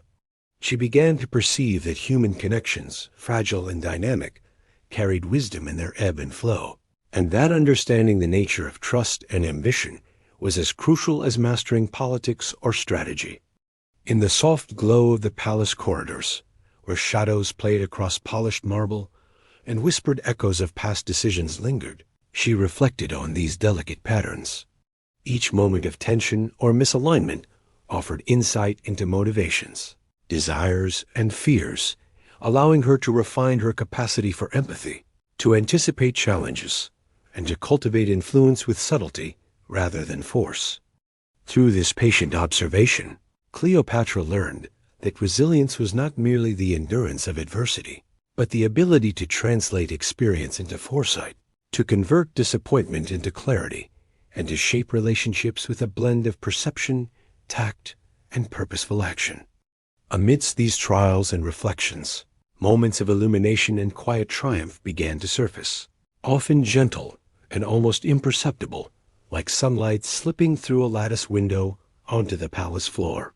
Cleopatra noticed how her careful guidance, attentiveness, and deliberate interventions could diffuse tension, inspire loyalty, and foster harmony where uncertainty or discord had once prevailed. Each small success reinforced the understanding that leadership was not simply a matter of imposing will, but a continuous mindful engagement with the intricate currents of human behavior, circumstance, and perception. The laughter of children along the Nile, the measured gestures of merchants negotiating their goods, and the subtle nods of recognition from her advisors became reminders that even minor acts of observation and insight could produce ripples far beyond their immediate context. These experiences illuminated the contours of her growing capability, showing her that enduring influence and the shaping of a meaningful legacy were rooted in empathy, patience, strategic foresight, and the unwavering cultivation of understanding amidst the inevitable complexities of human life. Cleopatra began to recognize the cumulative power of all she had observed and experienced, understanding that the lessons of loss, reflection, and quiet triumph were not isolated events, but threads woven into a broader tapestry of wisdom. Each interaction, setback, and subtle victory contributed to an increasingly nuanced understanding of leadership, strategy, and human nature. She noticed how even the smallest gestures, a carefully placed word, a pause in conversation, the attentive observation of tone and expression, could carry consequences far beyond their immediate moment. The palace and the bustling streets of Alexandria alike became mirrors reflecting patterns of human behavior, societal rhythm, and the delicate interplay between expectation, ambition, and reality. In these reflections, she found the seeds of foresight, a growing ability to anticipate outcomes, and the deepening awareness that true leadership demanded both intellect and emotional resonance, that it required patience, discernment, and the courage to act with clarity amidst uncertainty. By the close of this formative period, Cleopatra had transformed the trials and observations of her youth into a foundation of enduring strength, clarity, and insight. The shadows of early disappointments and the quiet victories of careful intervention had coalesced into a resilient intellect and a finely tuned understanding of human nature. She had learned to balance authority with empathy, ambition with foresight, and decisiveness with patience, recognizing that influence was not merely wielded, but cultivated through understanding, subtlety, and attentive engagement with the world around her. Each lesson, loss, and triumph had contributed to a growing mastery of leadership, preparing her to navigate the complex dynamics of the palace, the lives of her people, and the intricate relationships that would define her reign. In this way, the whispers of challenges past had given rise to a luminous clarity of purpose, shaping a young ruler ready to step into her destiny with both wisdom and grace, and leaving the first enduring traces of a legacy that would echo far beyond her immediate time. As Cleopatra moved further into the responsibilities of her emerging reign, she began to sense the delicate, almost imperceptible outlines of the legacy she was destined to craft. A legacy that would not be shaped by grandiose displays or fleeting triumphs, but through the steady accumulation of insight, observation, and subtle influence. Each day offered a myriad of opportunities to weave these threads into a complex tapestry that reflected not only her intellect, but also her empathy, foresight, and understanding of human nature. Within the serene corridors of the palace, where sunlight filtered through intricately latticed windows, casting delicate patterns on polished marble floors, and where the gentle fragrance of papyrus and incense lingered, Cleopatra contemplated the broader implications of her actions. Every carefully measured gesture, every deliberate word spoken in councils or private conversations, became an instrument in the orchestration of her influence, a way to shape perception, guide decisions, and gently steer outcomes in alignment with her vision. It was in these moments of quiet reflection, in the intersection of thought, observation, and intuition, that the first contours of her enduring legacy began to emerge, forming a foundation upon which the weight of history would one day rest. Beyond the protective walls of the palace, Cleopatra's understanding of her influence continued to expand as she observed the intricate rhythms of life in Alexandria. The city was a living, breathing entity, teeming with merchants calling out their wares in melodic tones, artisans shaping clay, wood, and metal into objects of both utility and beauty, and the Nile carrying vessels laden with grain, papyrus, and goods from distant lands. Each interaction, each observation of human behavior, offered insight into patterns of trust, negotiation, and resilience, revealing the subtle levers of influence that operated in everyday life. Cleopatra learned to perceive the threads connecting ambition, loyalty, and need, understanding that the cultivation of her legacy required attention not only to grand strategies, but also to the delicate art of shaping relationships and inspiring confidence among those she served.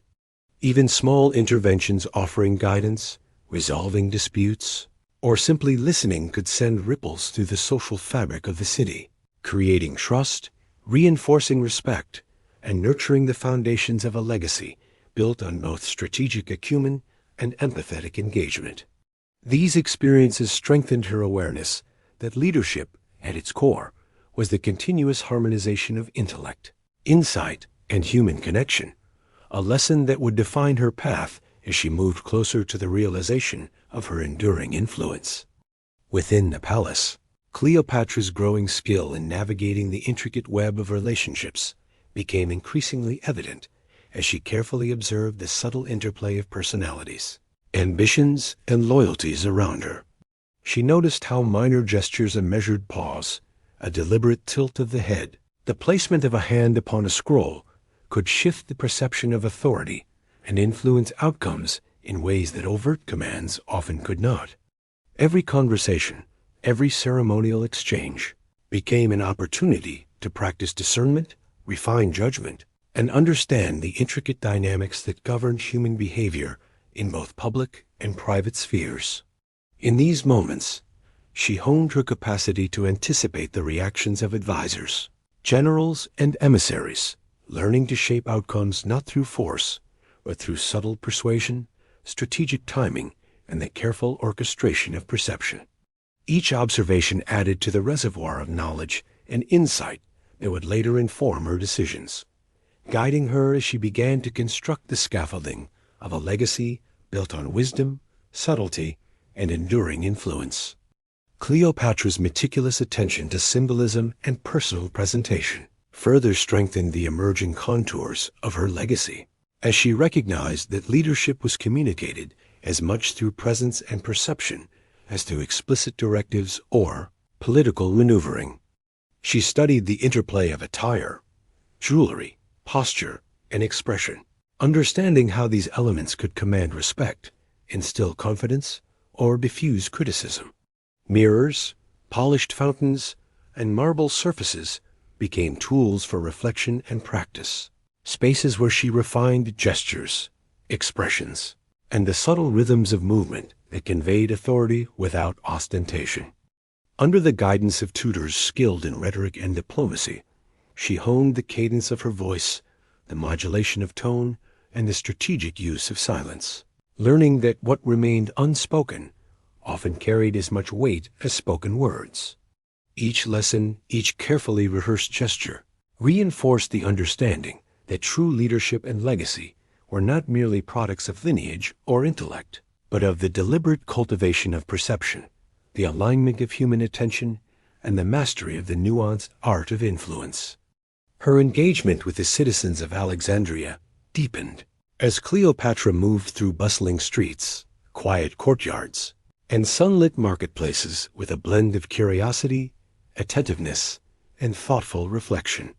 She observed the meticulous negotiations of merchants, the skilled hands of artisans shaping clay, wood, and metal into objects of both beauty and function, and the tender interactions of families tending to their daily lives along the Nile. Each encounter offered her insight into patterns of resilience, ingenuity, and human behavior that could never be fully understood from the confines of a palace. She began to perceive the ways in which influence could be exercised subtly, through empathy, attentiveness, and carefully timed interventions, understanding that the strength of a ruler was measured not only by authority, but also by the capacity to nurture trust, respect, and loyalty among her people. Every story, gesture, and observation was stored within her mind like precious threads, each one contributing to the intricate tapestry of her emerging legacy, a legacy built on the delicate balance between power, insight, and the rhythms of everyday life. At the same time, Cleopatra immersed herself in the wealth of knowledge contained within the palace, devouring scrolls, maps, star charts, and instruments that opened windows onto distant lands, celestial movements, and the natural forces shaping her world. She traced the paths of the Nile's waters, studied the cycles of the seasons, and listened to the accounts of sailors, merchants, and scholars who brought stories of empires, distant peoples, and unexplored territories. Each fragment of information was integrated into a growing framework of understanding, enabling her to synthesize observation, experience, and strategy into a coherent vision for governance. These intellectual pursuits were not abstract exercises, but practical tools, informing her approach to diplomacy, trade, military planning, and cultural patronage. Through this deliberate cultivation of knowledge, Cleopatra was laying the groundwork for a legacy that would extend far beyond the immediate concerns of her reign, one rooted in insight, foresight, and the ability to perceive the unseen currents shaping both human behavior and the broader world. As Cleopatra matured, her engagement with the responsibilities of state became increasingly deliberate and nuanced, reflecting a deep understanding of both human nature and the mechanics of power. She weighed the counsel of advisers with discernment, considering not only the content of their words, but also the motivations and emotions that shaped them. Her interventions, though measured and seemingly subtle, carried profound consequences, demonstrating an ability to harmonize competing interests, anticipate outcomes, and inspire confidence without reliance on coercion. Each decision was informed by a combination of observation, intuition, and strategic calculation, revealing a ruler whose influence extended beyond formal authority into the quiet realms of perception, trust, and loyalty.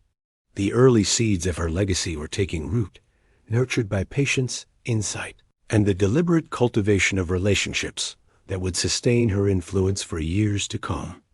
Through these careful and considered actions, Cleopatra began to perceive the broader cultural, social, and political currents that her decisions could shape, understanding that a ruler's legacy was woven from the fabric of daily life as much as from grand accomplishments. Her patronage of scholars, support for artistic endeavors, and cultivation of alliances reinforced her presence as a figure of intelligence, vision, and subtle power, extending her influence beyond the immediate corridors of the palace. Stories of her wisdom and diplomacy spread through Alexandria and across neighboring lands, carried not only by word of mouth, but through the impressions she left on all who encountered her leadership. She realized that legacy was not merely the result of isolated acts, but the cumulative impact of persistent insight, thoughtful engagement, and the careful orchestration of perception, a truth that guided her in every gesture, conversation, and strategic choice. The foundations of Cleopatra's legacy were now visible in the subtle, often invisible, shifts she orchestrated within the palace and throughout her kingdom. She understood that every word, gesture, and choice carried reverberations far beyond the immediate moment, influencing perceptions, shaping alliances, and guiding the expectations of those around her. Even the smallest acts a carefully framed suggestion, a quiet acknowledgement of loyalty, a thoughtful gesture toward a citizen or subordinate sent ripples through the social and political fabric, reinforcing her presence as a wise, measured, and attentive ruler. Through these cumulative experiences, she cultivated a profound awareness of cause and effect, learning to anticipate reactions, temper responses, and align influence with broader strategic objectives. Her growing mastery of perception and subtle action ensured that her leadership extended beyond commands or decrees, embedding her authority within the very consciousness of her people, advisors, and contemporaries, leaving an indelible imprint that would shape history. By the conclusion of this stage of her development, Cleopatra's early efforts had coalesced into a coherent, purposeful, and enduring vision for her reign.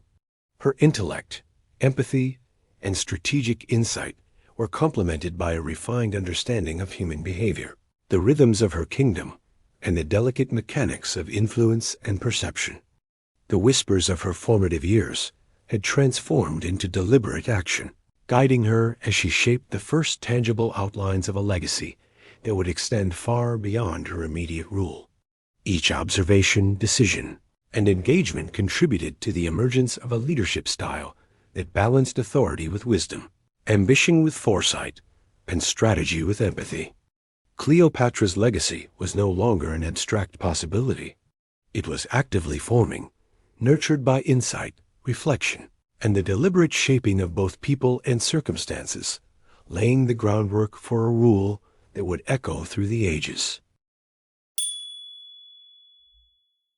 As years passed and the immediate pressures of rule began to settle into rhythm, Cleopatra's presence transformed from a force of active guidance to a steady current that flowed through the memories of those who had witnessed her influence firsthand.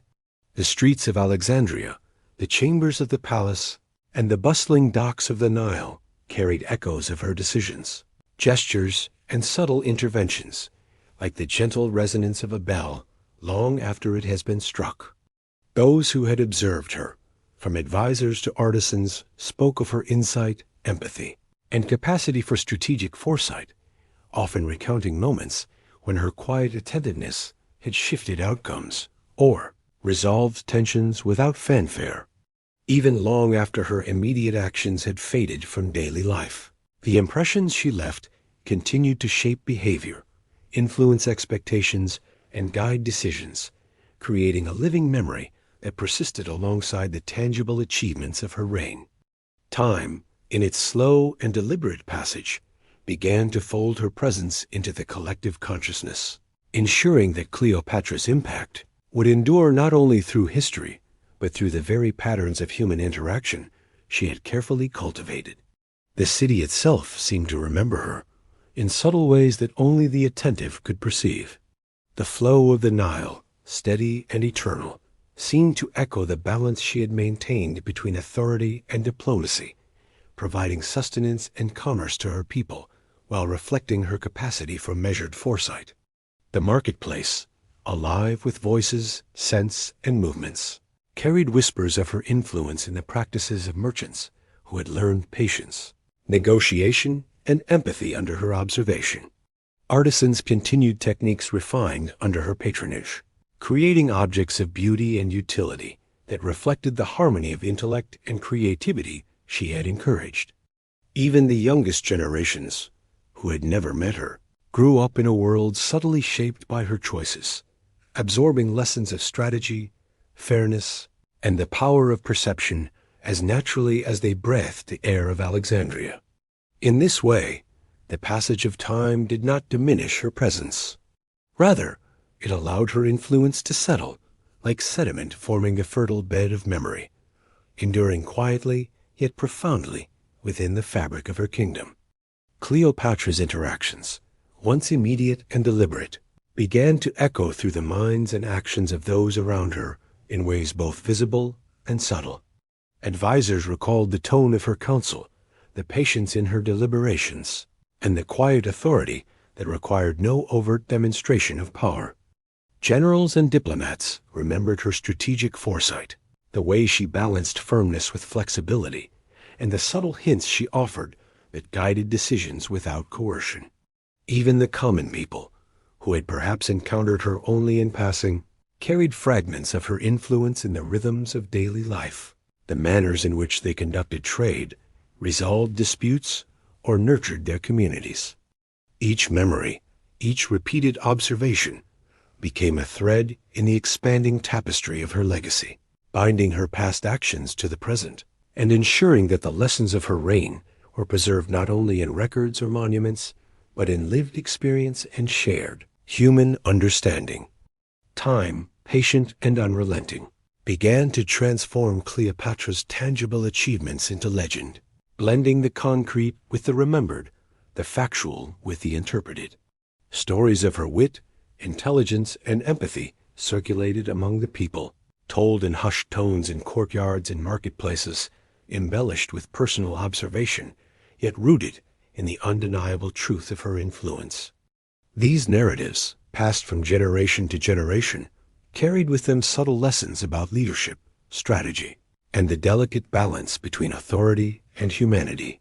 Even the cityscape, the palaces, temples, and streets, stood as silent witnesses to her presence, reminding those who walked them of the careful thought, deliberate actions, and intricate understanding of human nature that had shaped their world. In this way, Cleopatra's memory became an integral part of the environment itself, a presence folded into the rhythms of daily life, guiding actions and shaping expectations in ways that were felt rather than always spoken, ensuring that her legacy was not confined to history books, but lived within the ongoing flow of time. As decades unfolded, the influence of Cleopatra began to intertwine with the daily rhythms of Alexandria in ways that were at once subtle and profound.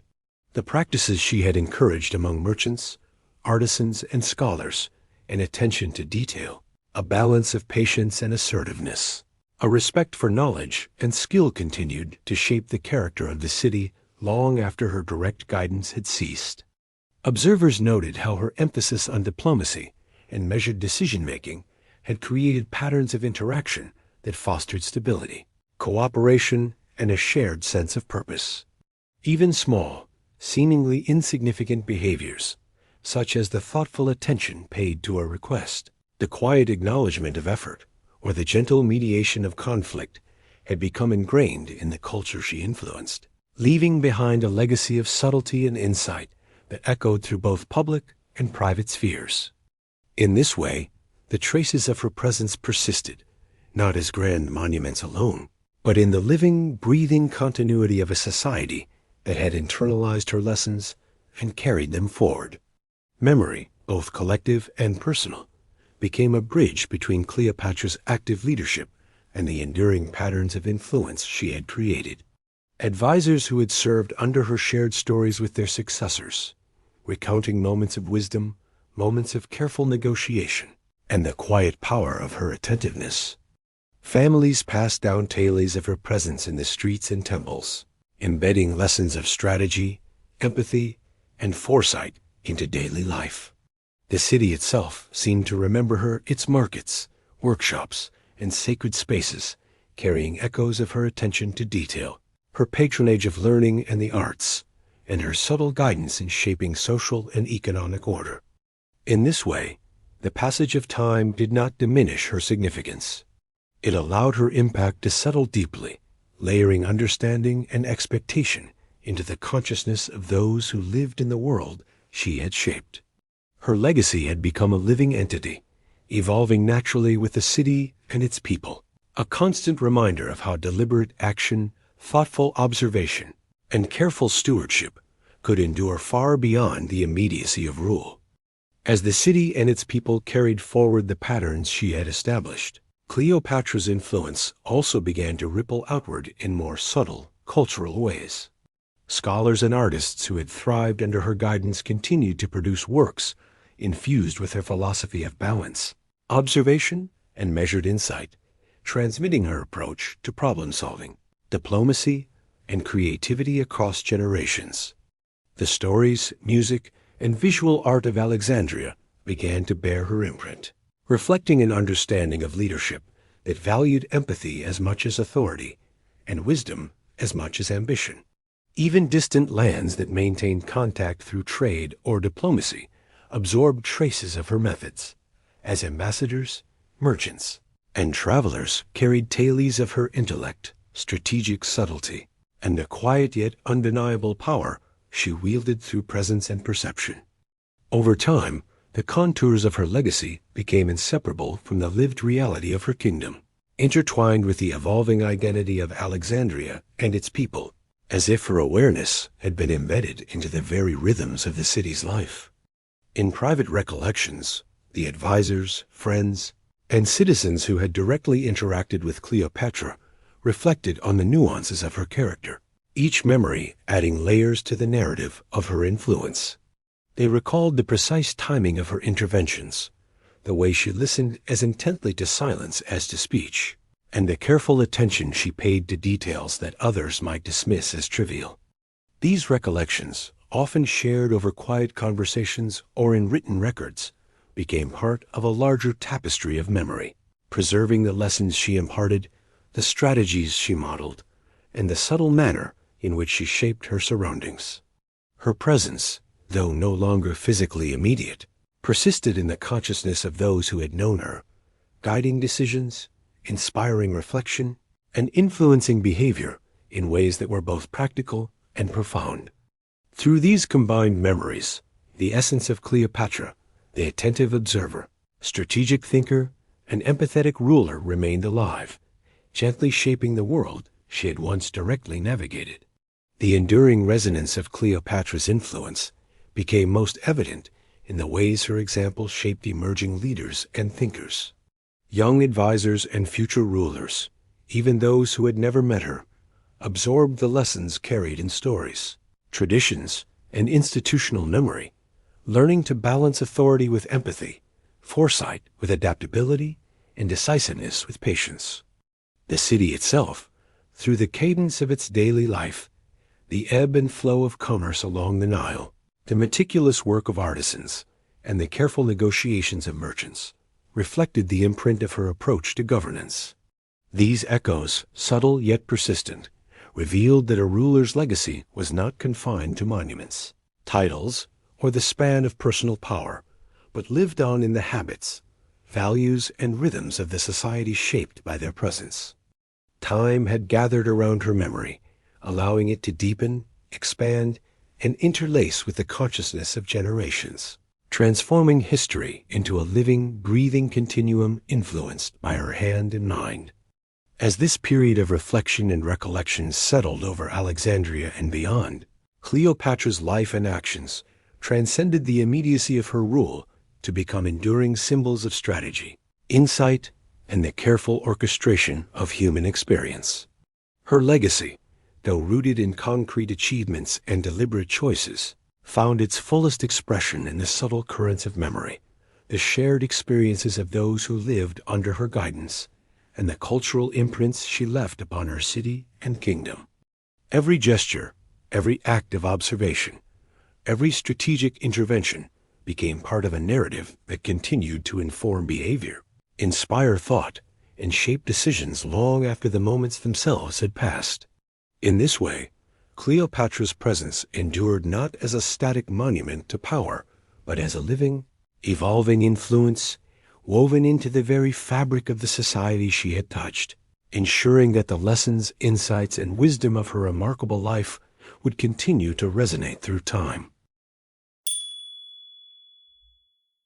Even centuries after Cleopatra's time, the reverberations of her choices and presence continue to whisper through history, reminding us that leadership and influence extend far beyond immediate actions. Her story has been carried through the minds of scholars, storytellers, and historians, each retelling adding nuance, reflection, and interpretation, like gentle waves that shape the contours of memory over time. In quiet moments, when one walks through the ruins of Alexandria or traces the flowing course of the Nile, it is possible to imagine the subtle currents of thought, strategy, and empathy that she once wove into the life of her city.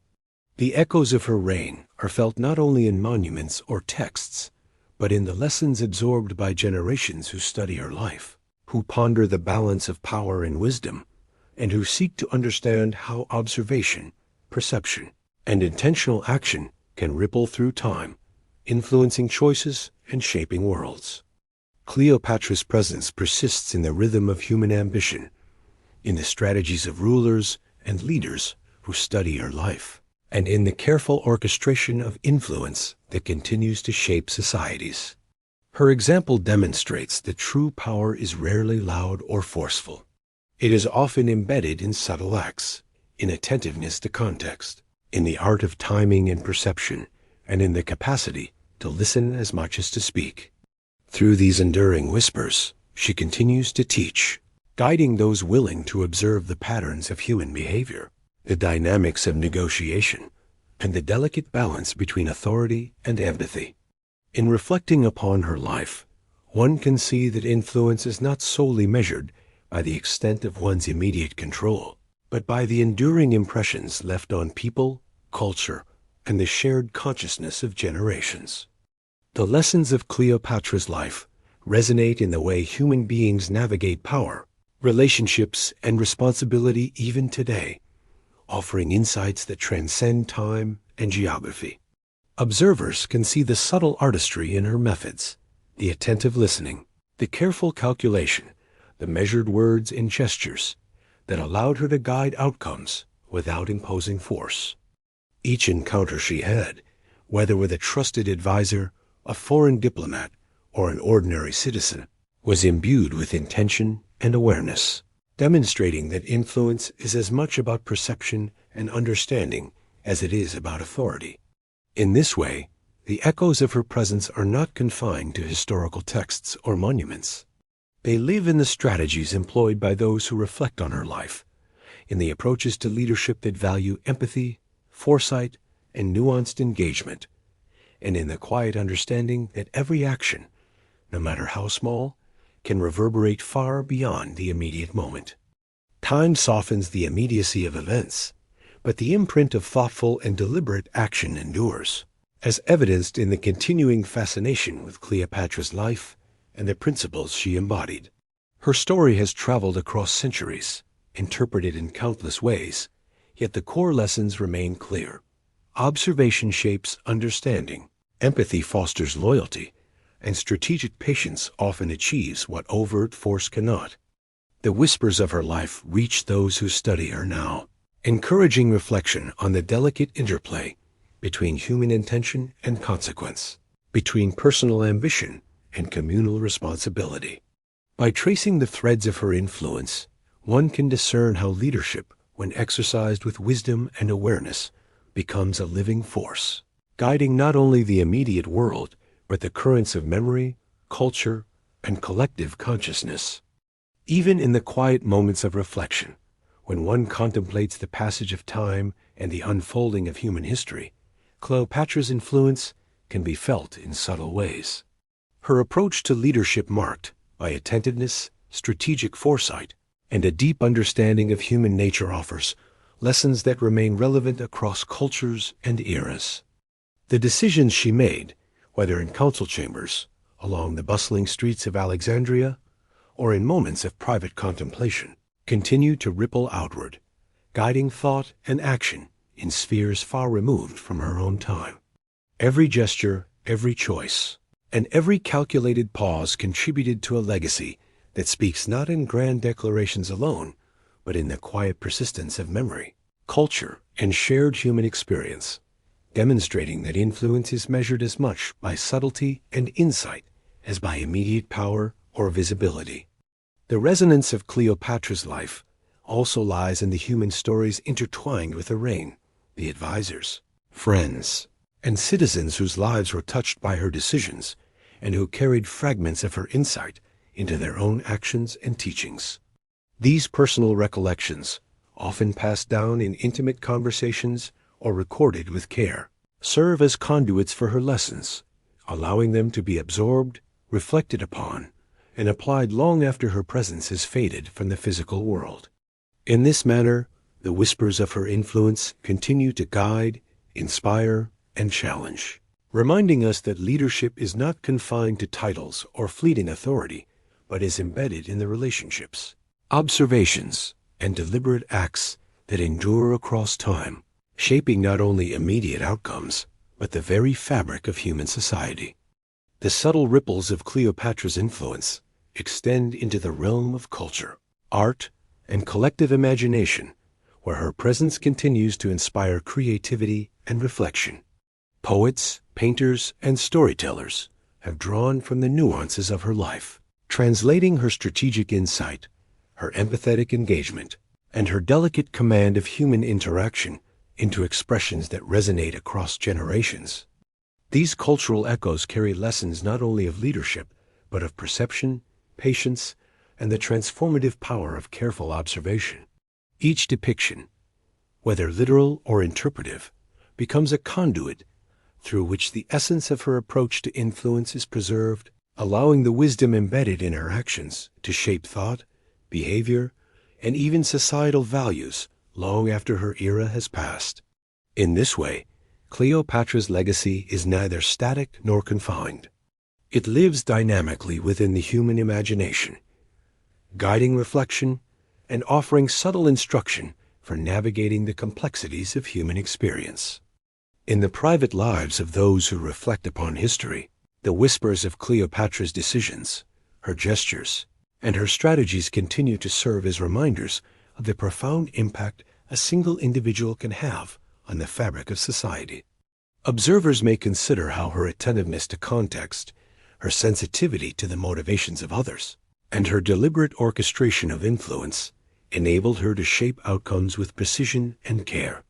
These echoes encourage contemplation on the ways each person can, through observation, understanding, and intentional action, leave traces that extend far beyond immediate circumstances. By tracing her life through the lens of subtle influence and enduring presence, one sees how the integration of knowledge, empathy, and strategy creates a legacy that reverberates not only through the records of history, but through the lived experiences of generations, quietly guiding decisions, inspiring reflection, and shaping human interaction in ways that continue to resonate. The passage of time has softened the immediacy of Cleopatra's actions, yet the wisdom embedded in her approach continues to resonate with clarity. Leaders, thinkers, and everyday observers can glean lessons from the intricate balance she maintained between authority and empathy, ambition and restraint, observation and action. Each interaction she orchestrated, each subtle intervention, serves as a model for understanding the enduring power of careful attention, strategic patience, and perceptive insight. These echoes do not merely recount historical events. They offer living guidance, inviting reflection on how present choices, mindful of context and consequence, can create ripples that endure far beyond the moment, shaping communities, relationships, and societal structures with a quiet but profound effectiveness. As the narrative of Cleopatra's life settles into the collective memory of the world, it becomes evident that her legacy is not defined solely by the crowns she wore or the titles she held, but by the enduring impressions she left on the human mind, culture, and society. Her presence, though temporally distant, continues to influence through example, storytelling, and cultural memory, demonstrating the lasting significance of observation, wisdom, and deliberate action. These whispers, persistent yet gentle, serve as a bridge between past and present, reminding us that leadership, insight, and empathy are timeless qualities capable of shaping the course of human experience. As we reflect on her life, we are invited to listen closely, to observe deeply, and to recognize that the echoes of mindful action can continue to guide, inspire, and resonate across the expanse of time. As we reach the end of our journey through the life of Cleopatra, dear listener, take a moment to let your mind rest on the gentle ripples of her story. Imagine the soft light of the Alexandria sun casting a warm glow over the Nile, the quiet murmur of the marketplace settling into stillness, and the whispers of history carrying lessons of patience, observation, and mindful action. Every choice she made, every gesture, every subtle influence continues to echo across time, reminding us that the impact of one life extends far beyond its immediate reach. Take a deep breath and feel the calm of the moment, letting the reflections of her life settle around you like a gentle embrace. Perhaps you notice how her attentiveness to detail, empathy for others, and strategic wisdom resonate with your own thoughts, inviting contemplation and quiet insight. These echoes are not meant to rush you, but to guide you gently, offering a space where history and imagination merge into a soothing reflection on human potential and connection. As you let yourself drift into this gentle space, consider how the lessons of her life, the power of listening, the art of thoughtful action, and the resonance of subtle influence might echo in your own world, quietly shaping your understanding, your choices, and your interactions. Cleopatra's story, like the flowing Nile, continues onward, inviting us to move with patience, awareness, and care, carrying the memory of her life in the currents of thought and imagination. Thank you for joining this journey, dear listener. Let yourself rest now, letting the whispers of history guide you into calm and restorative dreams. And when you awaken, carry with you the gentle insights of her life, ready to notice, reflect, and influence the world around you with awareness and intention. Until the next story, may your nights be peaceful, your mind be curious, and your heart be open to the subtle lessons that history offers to those who listen closely.